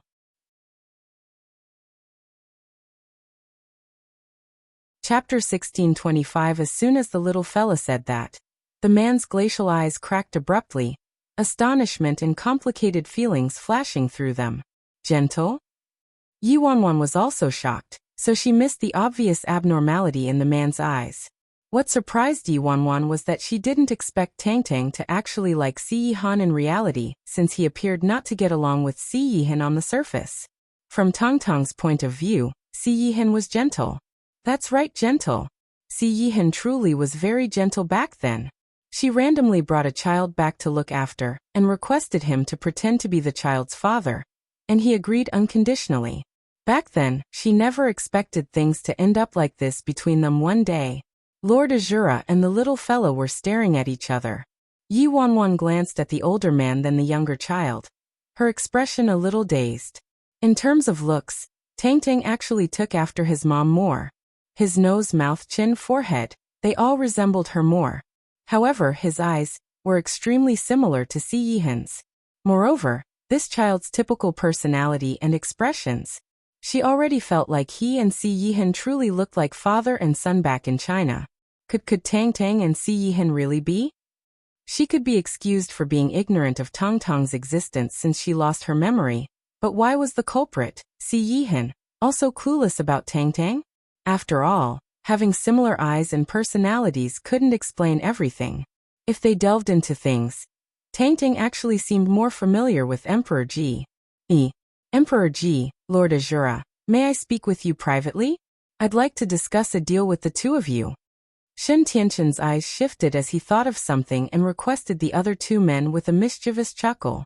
As a member of the 4 great clans, Shen Tianqian might act slovenly, but his influence originated in his financial resources, strictly speaking, so he was doubtlessly a person every faction wanted to befriend. Regardless of a person's faction, no one wanted to be on bad terms with a god of wealth, so everyone would show him some courtesy. Ji Shiran and Lord Azura were no exceptions. Ji Shiran genially replied, "Of course. Lead the way, young Master Shen." Lord Azura also followed them to the nearby clubhouse corridor. Yi Wanwan furrowed her brows at the 3 men's departing figures. What havoc was Shen Tianqian up to this time? Tang Tang fretted with worry. Mommy, that Shen guy is definitely up to no good. In reality, Tang Tang's guess was rather accurate. When they reached an empty space, Shen Tianqian said to the 2 men in a conniving manner, "Please name a price, Emperor Ji, Lord Azura." "Name a price?" Ji Shiran asked. "What do you mean, young Master Shen?" echoed Lord Azura. One man was gentle like the spring breeze while the other man was dark and chilly like a winter night, but they both spoke almost at the same time. Shin Tianchen smiled. Ah, bosses, I can tell what type of women you two like with a single glance. A vicious and licentious woman like President Bai. She definitely isn't your type. Since it's like that, why don't you help me succeed? As long as you two cooperate with me and withdraw, the price is negotiable. Shin Tianchen's logic was simple. Since he wasn't successful going beautiful Miss Bai's route, then he'd take a different path. He was simply too clever. Ji Xiran, Lord Azura. Chapter 1626. How about it? This deal is a steal, right? Shin Tianchen asked confidently. Heh. Ji Xiran's eyes were downcast, amusement flitting through his gentle gaze. Shin Tianchen blinked. Why are you laughing, Emperor Ji? Ji Xiran replied. How does young Master Shin know the type of women I like? The type you like is proper, noble, and elegant ladies from prestigious families, of course. Isn't that right? Shin Tianchen looked doubtful. Ji Xiran retained his smile, but his tone conveyed that he wasn't joking at all. It isn't. Huh? What? Shin Tianchen was stunned. You aren't telling me you like women like by phone, right? That's illogical. Shin Tianchen didn't expect there to be someone with such a hardcore and unusual taste like him. And this someone was the gentle and graceful gentleman, Ji Xiran. However, Ji Xiran didn't admit or deny it. He isn't tacitly admitting it, right? It's fine. Calm down. There's one more still. Shin Tianchen finally managed to gather his wits after a day, and anxiously turned to Lord Azura. What about you, Lord Azura? Apologies, I'm afraid I can't agree to this business deal. What? You also won't agree? Why? Shin Tianchen was puzzled. The literal meaning, Lord Azura replied. After saying that, the man exchanged glances with Ji Xiran, coldness brimming from each other's eyes. Damn. What do you mean by the literal meaning? Shin Tianchen was about to break down. It can't be the reason I think, right? Can both of these bosses? Has this world gone mad? On the other hand, Yuanwan was trying her hardest to eavesdrop on Shin Tianchen's conversation with Ji Xiran and Lord Azura, but she was unfortunately too far away and couldn't clearly hear them at all. At that moment, a loud commotion was suddenly heard ahead of them. The packed crowd promptly parted to the sides, yielding a path. A group of guards wearing uniforms embroidered with the Nie family's emblem formidably charged in Yuanwan's direction, accompanied by the steward who blocked them earlier. Along with Madame Nie, Worryless Nie, and Nie Linglong. Nameless Nie was also present, and the middle-aged man wearing the solemn expression next to him was probably Patriarch Nie. The whole Nie family had set out in full strength. Yuanwan raised her eyebrows, sensing that her impending doom had arrived. Tong Tong. Worryless Nie charged to the forefront and swiftly dashed toward Tang Tang, sweeping him into her arms. The little fella's brows deeply furrowed as he left Yuanwan's side. This woman was too strong, hurting him with her embrace. Quick! Guards! Seize this criminal! Worryless Nie ordered severely. Yuanwan was surrounded by a group of Nie family guards in the blink of an eye. The steward with bandages wrapped around his wrist leaped forward and indignantly ran to Madame Nie and Patriarch, pointing at Yuanwan as he accused. Patriarch, madam, it's this woman who acted barbarically in front of the Nie estate and abducted little young master after violently injuring me. Bai Feng, you're too malicious. I knew it. I knew you had ulterior motives for approaching my brother and Tang Tang. It's a shame my brother trusted you so much. How could you do such a cruel thing without even sparing a child? Worryless Nie sobbed and furiously shouted as she hugged Tang Tang, the embodiment of a grieving and furious mother. As for Nie Linglong, she merely stood next to Madame Nie placidly and aloofly looked down her nose at the surrounded Yuanwan.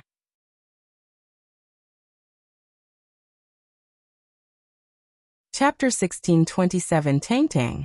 Tang Tang, are you alright? You scared Grandma. If anything happened to you, what would Grandma have done? Madame Nie was pale with fright and examined Tang Tang with incessant worry. Tang Tang hastily explained. Grandma, things aren't like what she said. Mommy didn't harm me. Madame Nia furrowed her brows, turmoil evident in her expression. She didn't say anything, but based on her expression, she didn't fully believe Tang Tang. After all, the steward's broken wrist couldn't be faked, and the surveillance did show that Yuanwan forcefully took Tang Tang away. Her actions were too impulsive. Next to them, worryless Nia donned a heartbroken and sorrowful expression. Mom, look at how distantly Tang Tang is addressing me. Yet he's calling a completely unrelated woman mommy. The steward spoke up timely. The fact that Bai Feng injured me and abducted little young master from the Nia estate is the truth, and every guard present can testify to that. No matter how she's bewitched little young master. This is the undeniable truth. If we hadn't arrived in time, what could have happened to little young master after being kidnapped would be unimaginable. As the steward said that, he kept shooting looks at the nearby guards, and a few guards stepped forward and parroted something similar, verifying his words. Xiao Feng, what's going on? Madame Nia took to this girl as soon as they met, and had a decent impression of her despite finding out she was the president of the Fearless Alliance. However, when the problem concerned Tang Tang, the situation was different. How could Tang Tang tolerate his mommy being interrogated and accused unjustly? He didn't wait for Yi Wanwan to respond before standing protectively in front of her. Grandma, Mommy acted to protect me because Steward Feng treated me disrespectfully. It was also my request for Mommy to take me outside. It has nothing to do with Mommy.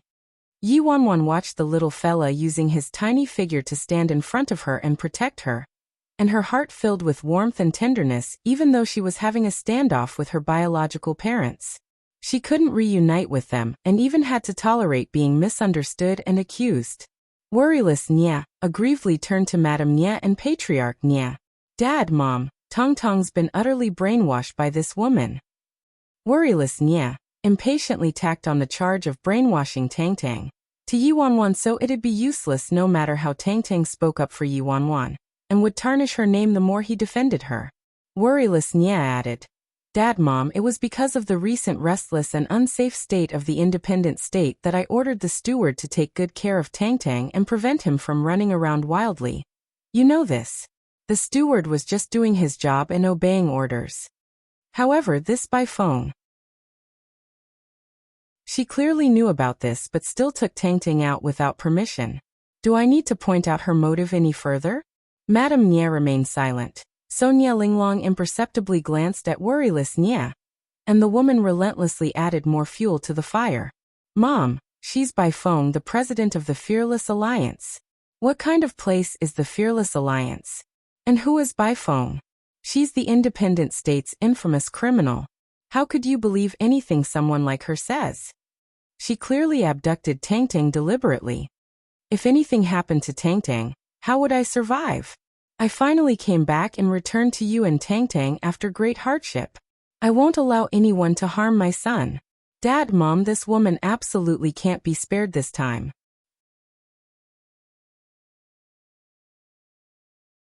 Chapter 16:28. After hearing the indignant and furious words of worryless Nia, Madame Nia's expression finally wavered, and Patriarch Nia looked abnormally chilly and stern. He detachedly glanced at Yi Wanwan before walking toward worryless Nia, his stern expression easing up as soon as he looked at his daughter. Behave, worryless, you don't need to fret over this matter. Father will handle it. Dad. Worryless Nia looked incredibly touched. Nameless Nia couldn't stand back and listen anymore. He shot forward like an arrow. Damn, what nonsense are you spouting, worryless Nia? What was that about being vicious, having ulterior motives, and kidnapping? Are you saying I'm vicious and had ulterior motives and wanted to kidnap my own nephew? Worryless Nia reacted like she was terrified and shrank back like she was wronged. Brother, why would you think that? I wasn't talking about you. Nameless Nia was enraged. You weren't talking about me? Don't you know Bai Feng's my sworn brother? If you're doubting her, then you're doubting me. Did you think I was dead? Yi Wanwan felt rather conflicted about Nameless Nia's act of emotionally jumping out and standing up for her. She originally found it rather hard to accept that this idiot, Nameless Nia, was actually her biological brother, but this guy truly did treat her really well, though his behavior was seriously too impulsive. He was truly a pig-like teammate who dragged one's feet. Yi Wanwan originally thought nameless Nia would definitely believe her if she told him about her identity. Now though, she was immensely glad she didn't tell him. This guy was really endowed in martial strength, but his personality was too impulsive. Counting on him to provide support in her offense was simply impossible. It would already be a blessing if he didn't ruin the plan. As expected, as soon as nameless Nia spoke irrationally like that, Patriarch Nia slapped him on the back of his head and was angered. "Punk, who are you shouting at? Who are you intimidating? Worryless is your true sister. Are you crazy? Just try intimidating her again." Nameless Nia clutched his head and jumped in anger. "Damn. How did I intimidate her? I just spoke louder than usual. Can you be any more biased, Dad? Am I really your biological son? Punk, shut your mouth. I'll punish you later. All you do outside day and night is fool around. What kind of people are you befriending?" Patriarch Nia ignored his idiotic son and aloofly looked at Yi Wanwan. "President Fearless, it's an honor to meet you. The Nia family and the Fearless Alliance have always minded their own business, but this doesn't mean the Nia family is afraid of trouble. President Bai will have to give me an explanation for today's matter, or else I'm afraid you won't be able to leave." As he said that, the Nia family's guards walked forward and surrounded Yi Wanwan. Currently, Yi Wanwan still looked a little dazed as the words spoken by Patriarch Nia protectively on Worryless Nia's behalf rang in her ears. She could tell that Madame Nia and Patriarch truly loved their daughter, Worryless Nia, a lot. She had been misguided by the memory fragments in her dreams, and always thought her parents were dead already. She didn't expect them to still be alive and love her so much. Unfortunately, she couldn't reunite with them under the current circumstances, and even had to endure such hostility. This was all due to Nia Linglong, this adopted daughter of the Nia family, who she personally rescued years ago. She didn't expect to have nurtured a lurking enemy.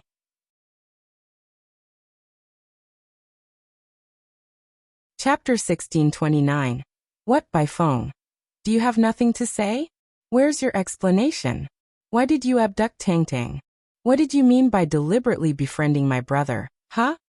Worryless Nia interrogated her aggressively. A sharp glint flashed through the steward's eyes. He said acidly, "Miss Worryless, why else would she have done it? Bro Flat Top's infamous for her monstrous crimes, so she naturally kidnapped little young master for money. Or she's a monster and simply wanted to commit murder to vent her rage without even sparing a child. If it weren't for the fact that we locked down the independent state and located them here in time, the consequences would have been inconceivable." Worryless Nia interjected, "Dad, Mom, don't waste your words with her and seize her immediately. We absolutely can't spare a criminal like her." Patriarch Nia had always been an extremely protective person. Plus, Bai Feng targeted his most precious grandson today, so he raised his hand and gave the order, signaling his guards to act. Yi Wanwan narrowed her eyes, but not a tinge of panic or anger appeared on her face. Instead, she acted like nothing was happening. In response to their accusations, Yi Wanwan nonchalantly said, "Ha, I abducted Tang Tang? So what Miss Nia is saying is that I abducted Tang Tang today with Ji Xiuran, Shin Tianqian, eldest young master of the Shin family, and Lord Azura of Azura? What?" Worryless Nia was startled. "What do you mean? What does this have to do with Brother Xiuran, eldest young master Shin, and Lord Azura?" Yi Wanwan's expression was unfazed as she started crafting her story. "Didn't Mr. Steward say it's dangerous outside? So I specifically found several people to accompany me and guarantee Tang Tang's safety. What? Do you not think I, the president of the Fearless Alliance, along with Emperor Ji, Shin Tianqian, and Lord Azura are enough to protect Tang Tang?" The fake Worryless Nia was so mad that she started laughing. "Bai Feng, I think you're acting like a cornered dog who's jumped over the wall. You're running your mouth off and spouting nonsense. How could Emperor Ji, Shin Tianqian, and Lord Azura be accompanying you? Can't you even find a more believable excuse?" It was an extremely rare sight for these three men to be together, let alone accompanied by phone together. Did she think they were random, ordinary civilians off the streets? However, just as Worryless Nia said that, A round of footsteps was heard behind them. A second later, worryless Nya saw a familiar white figure calmly walking toward them and asking in his typical gentle tone, "Uncle Nya, Auntie Nya, what happened? Why are you so angry?" Ji Xiuran. The man stood half a step in front of Yi Wanwan, a clearly protective pose. Worryless Nya and the others were surprised by Emperor Ji's coincidental appearance when they saw a man wearing a flamboyant pink dress shirt and a second man wearing a black suit also walking toward them. The man in the pink dress shirt was Shen Tianqian, while the other man was actually Lord Azura. Worryless Nya stared at Shen Tianqian and especially Lord Azura in shock. She'd only seen Lord Azura once at Shen Tianqian's breakup banquet, but she absolutely wouldn't mistake him. These three people actually appeared at the same time. When Nya Linglong, who was too contemptuous to speak the whole time, saw the three people, her eyes brightened and she softly said, "Brother Xiuran, you arrived at the right time. Bai Feng kidnapped Tang Tang, but is trying to excuse herself by saying."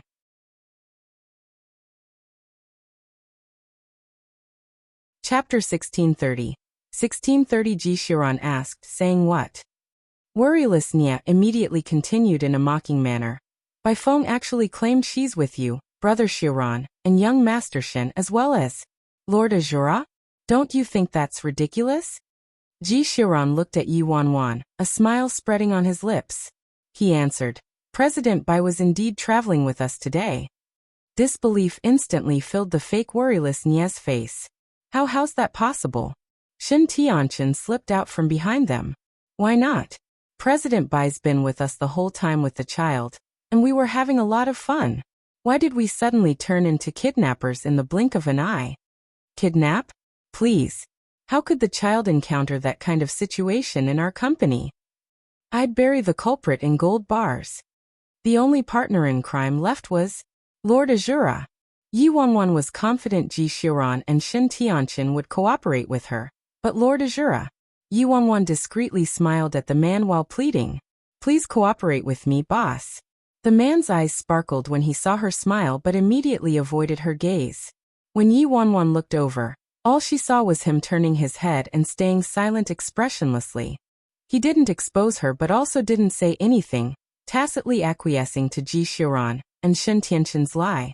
Of course, it was also possible that he didn't want to interfere with this matter and was uninterested in talking to them.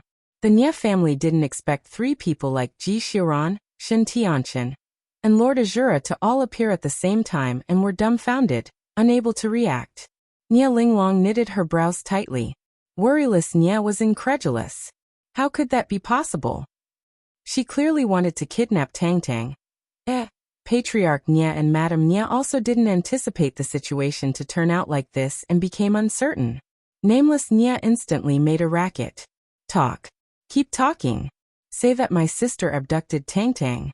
Oh wait, my sister abducted Tang Tang with Emperor Ji of the independent state, Shen Tianqian, an heir from the four great clans, and Lord Azura of Azura. That's a fucking cosmetic joke. Did you fucking want to kill me by laughing too hard so you could get my inheritance? Worryless Nyas, and the stewards' faces turned ashen. Not to mention Ji Xiuran and Shen Tianqian's identities, but Lord Azura wasn't considered official and wasn't accepted by the martial arts union. However, there was no way he would do something like kidnapping a child. Wasn't this equivalent to publicly trying to humiliate Azura by saying that? The fake worryless Nya's eyes brimmed with suspicion. But Brother Xiuran, young Master Shen, Lord Azura, why are you three together? The cold-faced and silent Lord Azura suddenly spoke up. Do I need to explain to you who I'm with?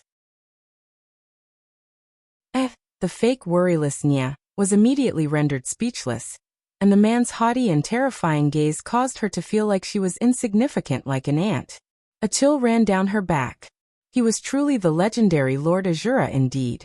He only spoke, but that was frightening enough already. Shen Tianqian found Lord Azura to be very handsome speaking like that, so he frantically nodded and echoed, Right, Lord Azura is right. Ji Xiuran placidly replied. President Bai brought Tang Tang to see me, and we ran into young Master Shen and Lord Azura on the way, so we traveled together. Xin Tianqian turned to Ji Xiran, and also thought Emperor Ji spoke sensibly. Yes, Emperor Ji is right. Yi Wanwan speechlessly glanced at Xin Tianqian.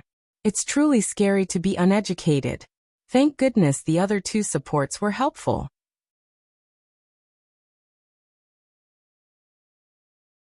Chapter 1631. The matter came to a conclusion at this point. If it was only one person, perhaps there would still be room for suspicion. But Ji Xiran, Xin Tianqian, and Lord Azura's story all matched, so there was no way Baifeng was lying. Could these three big shots all be testifying falsely on Baifeng's behalf? That would be an absolute cosmic joke. Hence, worryless Nya and the confident steward and guards couldn't object at all. A cold glint flashed through Nya Linglong's narrowed eyes, but her face quickly regained its calm. She smiled and mediated the situation. So it was actually a misunderstanding. It's great that everything's fine. President Bai, worryless, was just worried about Tang Tang, and your reputation is typically truly. You won't take offense, right, President Bai? Yi Wanwan smiled sardonically. No wonder Nya Linglong managed to keep herself so hidden. She manages to say all the good and bad things with a few words. Damn. Wanwan kindly took Tang Tang out to have fun, but was splashed with a bucket of dirty water. Yet you're wiping everything clean with it's a misunderstanding? Nameless Nya furiously questioned. Yi Wanwan was touched. You should at least learn from young Master Shen. Can't you at least give a few bars of gold sincerely? Nameless Nya added. Yi Wanwan. Her feelings of being touched were as fleeting as the morning mist. Madame Nya glanced at her son in annoyance with a dark expression. Quiet. Madame Nya then turned to Yi Wanwan with unavoidable guilt on her face. Sorry, Xiaofeng. Yi Wanwan originally just wanted to act since she definitely didn't lose out in terms of acting, but when she actually spoke, genuine sadness infiltrated her. Godmother, it's fine. You were all just worried about Tang Tang. Madame Nya watched how the girl lowered her eyes and the sadness that flashed through them. And for some reason, pain gripped Madame Nya's heart fiercely. Worryless Nya didn't expect things to progress to this state. Her fists clenched into a death grip. A moment later, all the venom disappeared from the fake worryless Nya's face and turned to hurt. It's all my fault. If it wasn't because I didn't do my job as a mother, today's events wouldn't have happened. I've been back for so long, but Tang Tang still isn't able to accept me. The steward immediately glared at Yi Wanwan and cuttingly said, This isn't Miss Worryless' fault. She's little young Master Tong Tong's real mother. But some irrelevant person appeared out of nowhere and acts so intimately with little young Master every day. Just what is her ulterior motive? Why didn't I know Bro Flat Top of the Fearless Alliance was so compassionate and liked children so much? Madame Nya sighed. They doted on this daughter the most, so they naturally ached upon seeing their daughter depressed every day due to her bad relationship with her son, their grandson. Nya Linglong was very satisfied by the steward's performance. She looked at Tang Tang and gently said, Tang Tang, it's second sister who's your true mother, but you act more intimate with someone else other than your own biological mother. Don't you know how much you're hurting your mother? If they looked at it lightly, Nya Linglong was reminding Tang Tang as a senior. If they looked at it seriously, she was implying Tang Tang was a traitor and helping an outsider instead of his own family. Tong Tong's face grew taut when he heard that. His normally bright and adorable eyes in front of Yi Wanwan lost all traces of warmth, and a chilly aura emanated from his figure. He looked up and emphasized every word. You have no right to interfere in our Nya family's business. Mommy is certainly not someone else.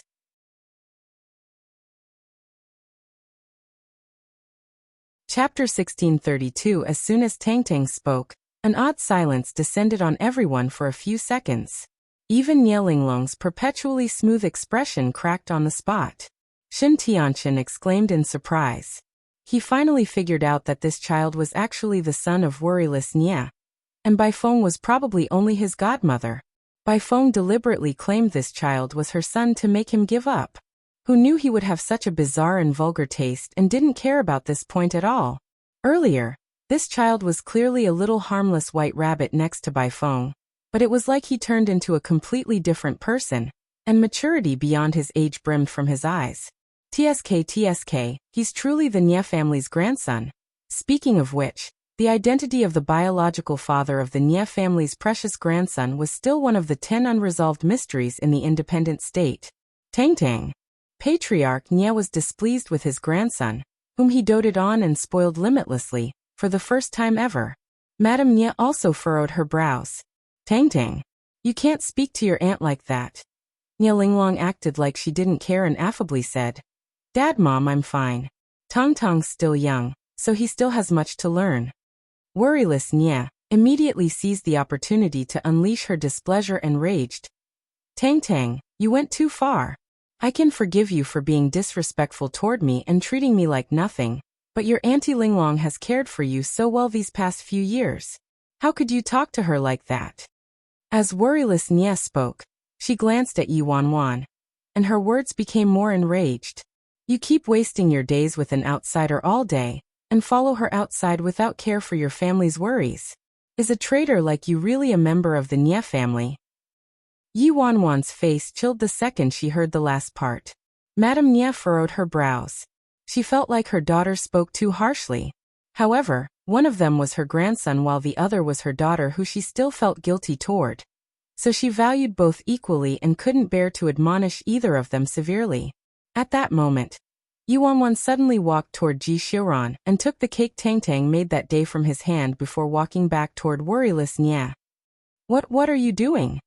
The fake Worryless Nie was putting on the air of a mother and arrogantly yelling at them, but when she saw Yi Wanwan approaching abruptly, the woman's scary and dangerous aura caused her to take a step back automatically. Nameless Nie wiped his face and couldn't help but swear inwardly. Damn, these two people's auras are on two completely different levels.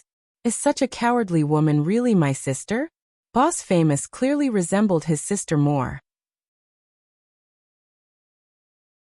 When Patriarch Nie saw Yi Wanwan murderously marching toward Worryless Nie, with a box in hand, his expression tensed instantly, and the steward and guards all became cautious. Yi Wanwan stopped in front of Worryless Nie, and dropped the cake box at her feet without a word. Ah! The fake Worryless Nie involuntarily screamed when she was splattered by a flurry of whipped cream. Bai Feng, are you crazy? You've gone too far. Worryless Nie glanced at Madame Nie and Patriarch Nie as though she'd been wronged immensely. Everyone was expecting some kind of weapon and was prepared to act, but to their surprise, Yi Wanwan actually threw a cake, so they were reasonably flabbergasted. After doing that, Yi Wanwan expressionlessly said to the fake Worryless Nie, Look. Worryless Nie and the other people reflexively looked down at the cake smashed to the ground, puzzled.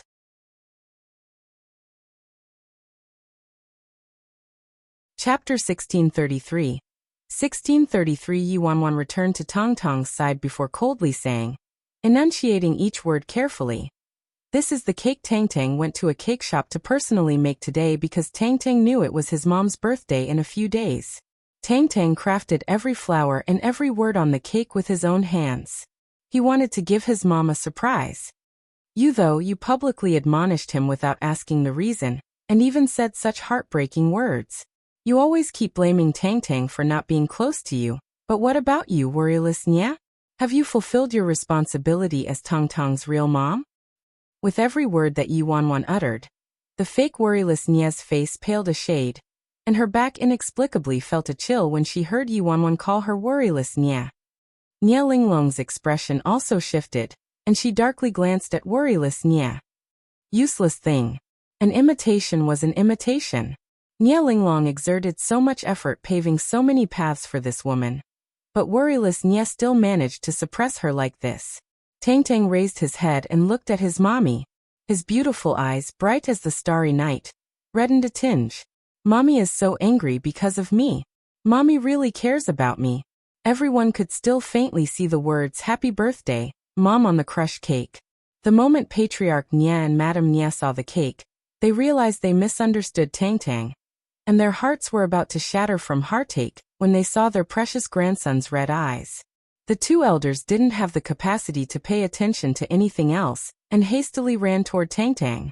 Madame Nie pulled Tang Tang into her arms, brimming with guilt. Tang Tang, sorry. It's Grandpa and Grandma's fault. We shouldn't have blamed you without understanding the matter first. Baby Tang Tang, Grandpa was also wrong. It's Grandpa's fault. Patriarch Nye, who was still maintaining his status as the head of the family moments ago, was completely wrought with panic at that moment, and kept apologizing to his grandson anxiously like a normal grandfather. I didn't know.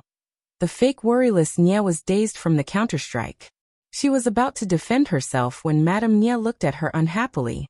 You acted too rashly this time, worryless. If you paid more heed, your relationship with Tang Tang wouldn't have deteriorated to this extent. Yuanwan glanced at the cake. Sorry, you don't deserve this cake.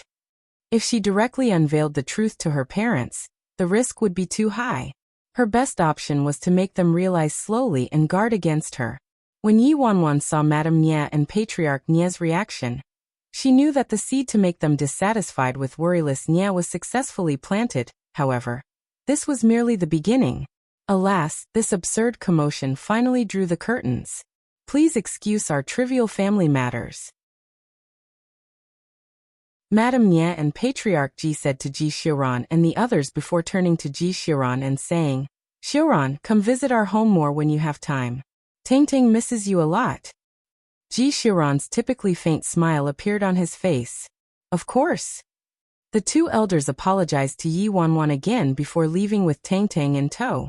After Yi Wanwan sent Tang Tang off, she turned around and discovered that Lord Azura had left already without her noticing while Shen Tianqin was called away by his assistant. My assistant is hurrying me again. I've got to go. You owe me a favor for today, beautiful miss. Shen Tianqin didn't forget to endear himself to her before leaving.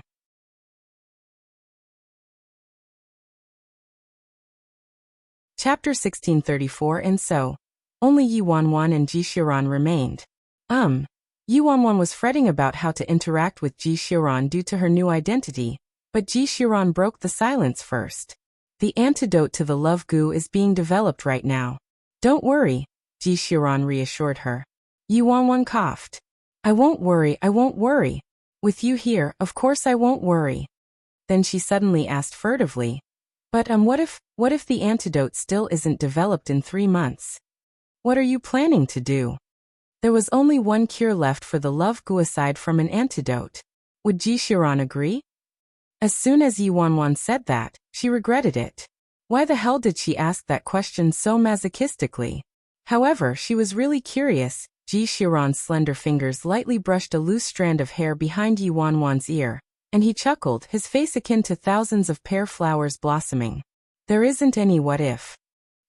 Amidst this strange silence, footsteps were heard behind them. Nameless Nye returned abruptly. President Bai, I almost forgot I had something to say to you. Ji Xiuran nodded to Nameless Nye in greeting before excusing himself and leaving. After Ji Xiuran left, Nameless Nye stood in front of Yi Wanwan and scratched his head.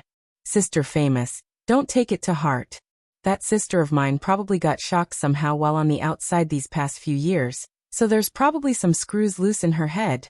Screws loose in her head. Even though Nameless Nye wasn't referring to her, Yi Wanwan was still speechless. Who would talk about their sister like that? Oh right, Sister Famous. I actually wanted to see you today to tell you something very important. Nameless Nye said. Something important? Yi Wanwan raised her brows. What important thing could Nameless Nye possibly have to say to her? Nameless Nye looked excited for some reason. Sister Famous, didn't you get poisoned by the love goo earlier? Yi Wanwan's face darkened. This guy actually wanted to mention the love goo in front of her. Thanks to Captain Nye. Nameless Nye chuckled. You're welcome. Yi Wanwan was already used to this guy's shamelessness. Just what did you want to say? Nameless Nye eagerly said. Sister Famous, don't worry. Handling the love goo is a piece of cake. As long as there's money as the motivation. Out of urgent concern for you, Sister Famous, Dead Man has developed an antidote already. Only the female has to consume it, and the goo will be cured. Yi Wanwan's brows lifted at that, but she looked unfazed.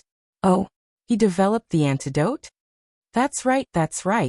Aren't you especially excited? You're going to be even more excited.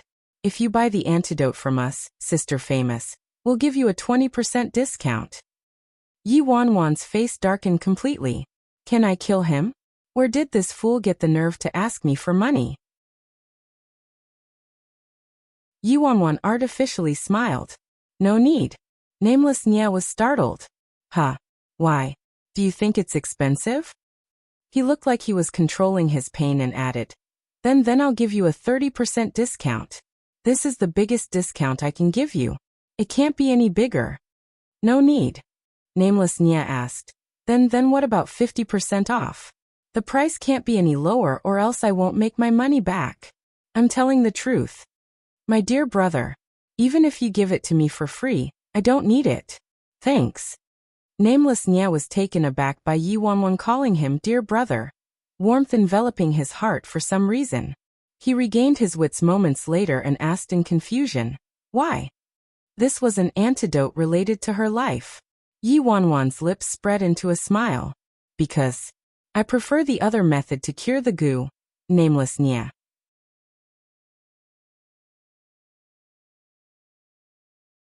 Chapter 1635. Nameless Nia was dumbfounded. The other method to cure the goo. Nameless Nia finally realized what Yuanwan meant after half a day. Damn. But the child goo is planted inside of Lord Azura. Nameless Nia squeezed out. You're my sister indeed. So gutsy. Thank you for the compliment. I still have something to do, so bye-bye. Hey. Wait. Yuanwan asked. What is it? Ahem. Nameless Nia looked abashed for some reason. Sister famous, can you? Yuanwan found Nameless Nia's embarrassment to be a rare sight and asked in amusement. Can you what? Can you call me brother again? Yuanwan. Nameless Nia hastily explained. Ahem, I just think that it's especially pleasant to the ear when you call me brother. Yuanwan's eyes softened, and she sardonically looked at the man. Call you brother? Sure. Each word will cost a bar of gold. Nameless Nia was flabbergasted. Damn. 1,000 in gold for each word? Are you robbing me? Yuanwan burst out laughing. Nameless Nia ground his teeth. Just wait. When I earn millions and millions in assets, I can hear it as many times as I want. Sure. I'll wait. As Yuanwan walked away, she waved at Nameless Nia. She still had to keep conquering her antidote. The streets in the surrounding area were packed today, so Yuanwan wagered that Lord Azura hadn't gone far. As expected, Yuanwan found the black car slowly inching forward in the crowd about 2 kilometers away. Yuanwan squeezed to the front of the car and blocked its path before knocking on the window. The window lowered, revealing Jiang Yan's glowering face. Why is it you again? Yuanwan ignored her and propped her arms sideways over the window, turning to the man sitting in the back. My esteemed Lord Azura, are you free tonight? Want to have a drink together? The man's face was concealed in the shadows and remained unclear. Jiang Yan exploded before Lord Azura could speak. By phone you want to die? This woman actually dared to hit on his lord. Who gave her the guts? Yuanwan glanced at Jiang Yan with a grin. A foreboding feeling arose inside Jiang Yan when he met that smile, but it was too late by the time he reacted. Yuanwan grabbed him by his neck and lamentably said, if the esteemed Lord Azura isn't willing, I'm afraid this loyal subordinate of yours will have to lose his life. Jiang Yan never would have expected this woman to be shameless to this extent. She was the leader of a faction, to say the least. How could she do such a thing? Jiang Yan was about to erupt in rage. By phone, your imagination has gone wild. Do you think my lord would be threatened by such crude techniques by a shameless scoundrel like you? Even if I have to die, I wouldn't allow you to sully my lord. Before Jiang Yan could finish speaking, the back door opened, and the man's long and slender legs were revealed as he exited the car. Lord Azura expressionlessly glanced at the girl before his extremely glacial gaze landed on her hand touching another man. Release him. Yuanwan smiled and obediently released Jiang Yang at once, pushing him into the car before skipping toward the man. Sure. Jiang Yan helplessly watched as his lord relented to the vixen's demands because of him. He was extremely moved. He never would have expected to have such an important position in his lord's heart.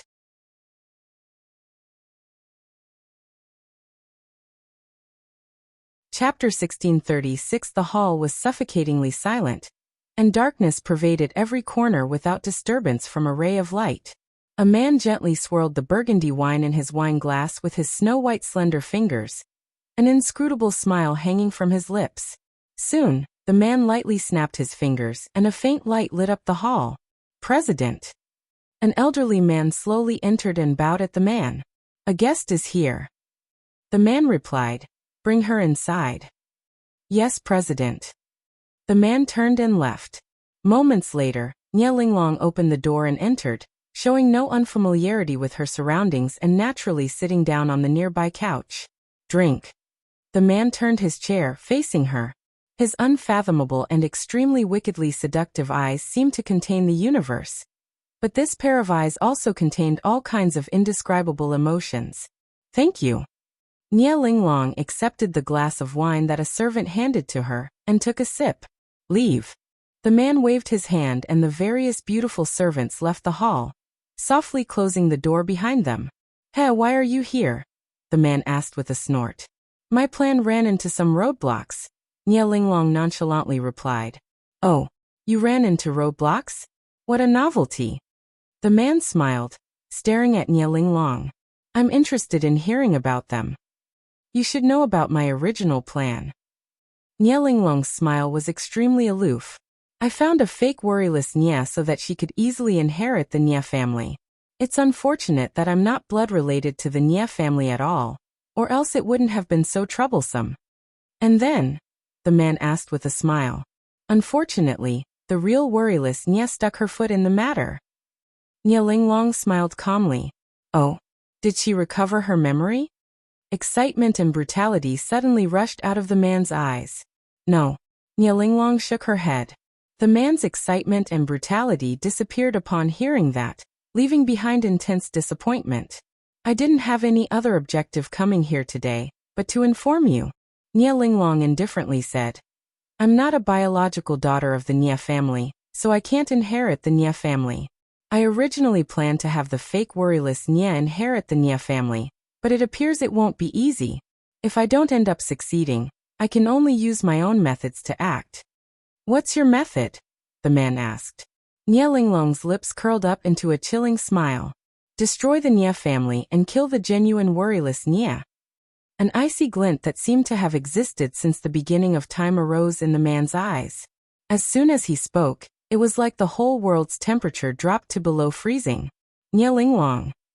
The man stared at her. If you dare to touch a single strand of hair on her. A nefarious emotion enveloped his face. You will die miserably. Oh.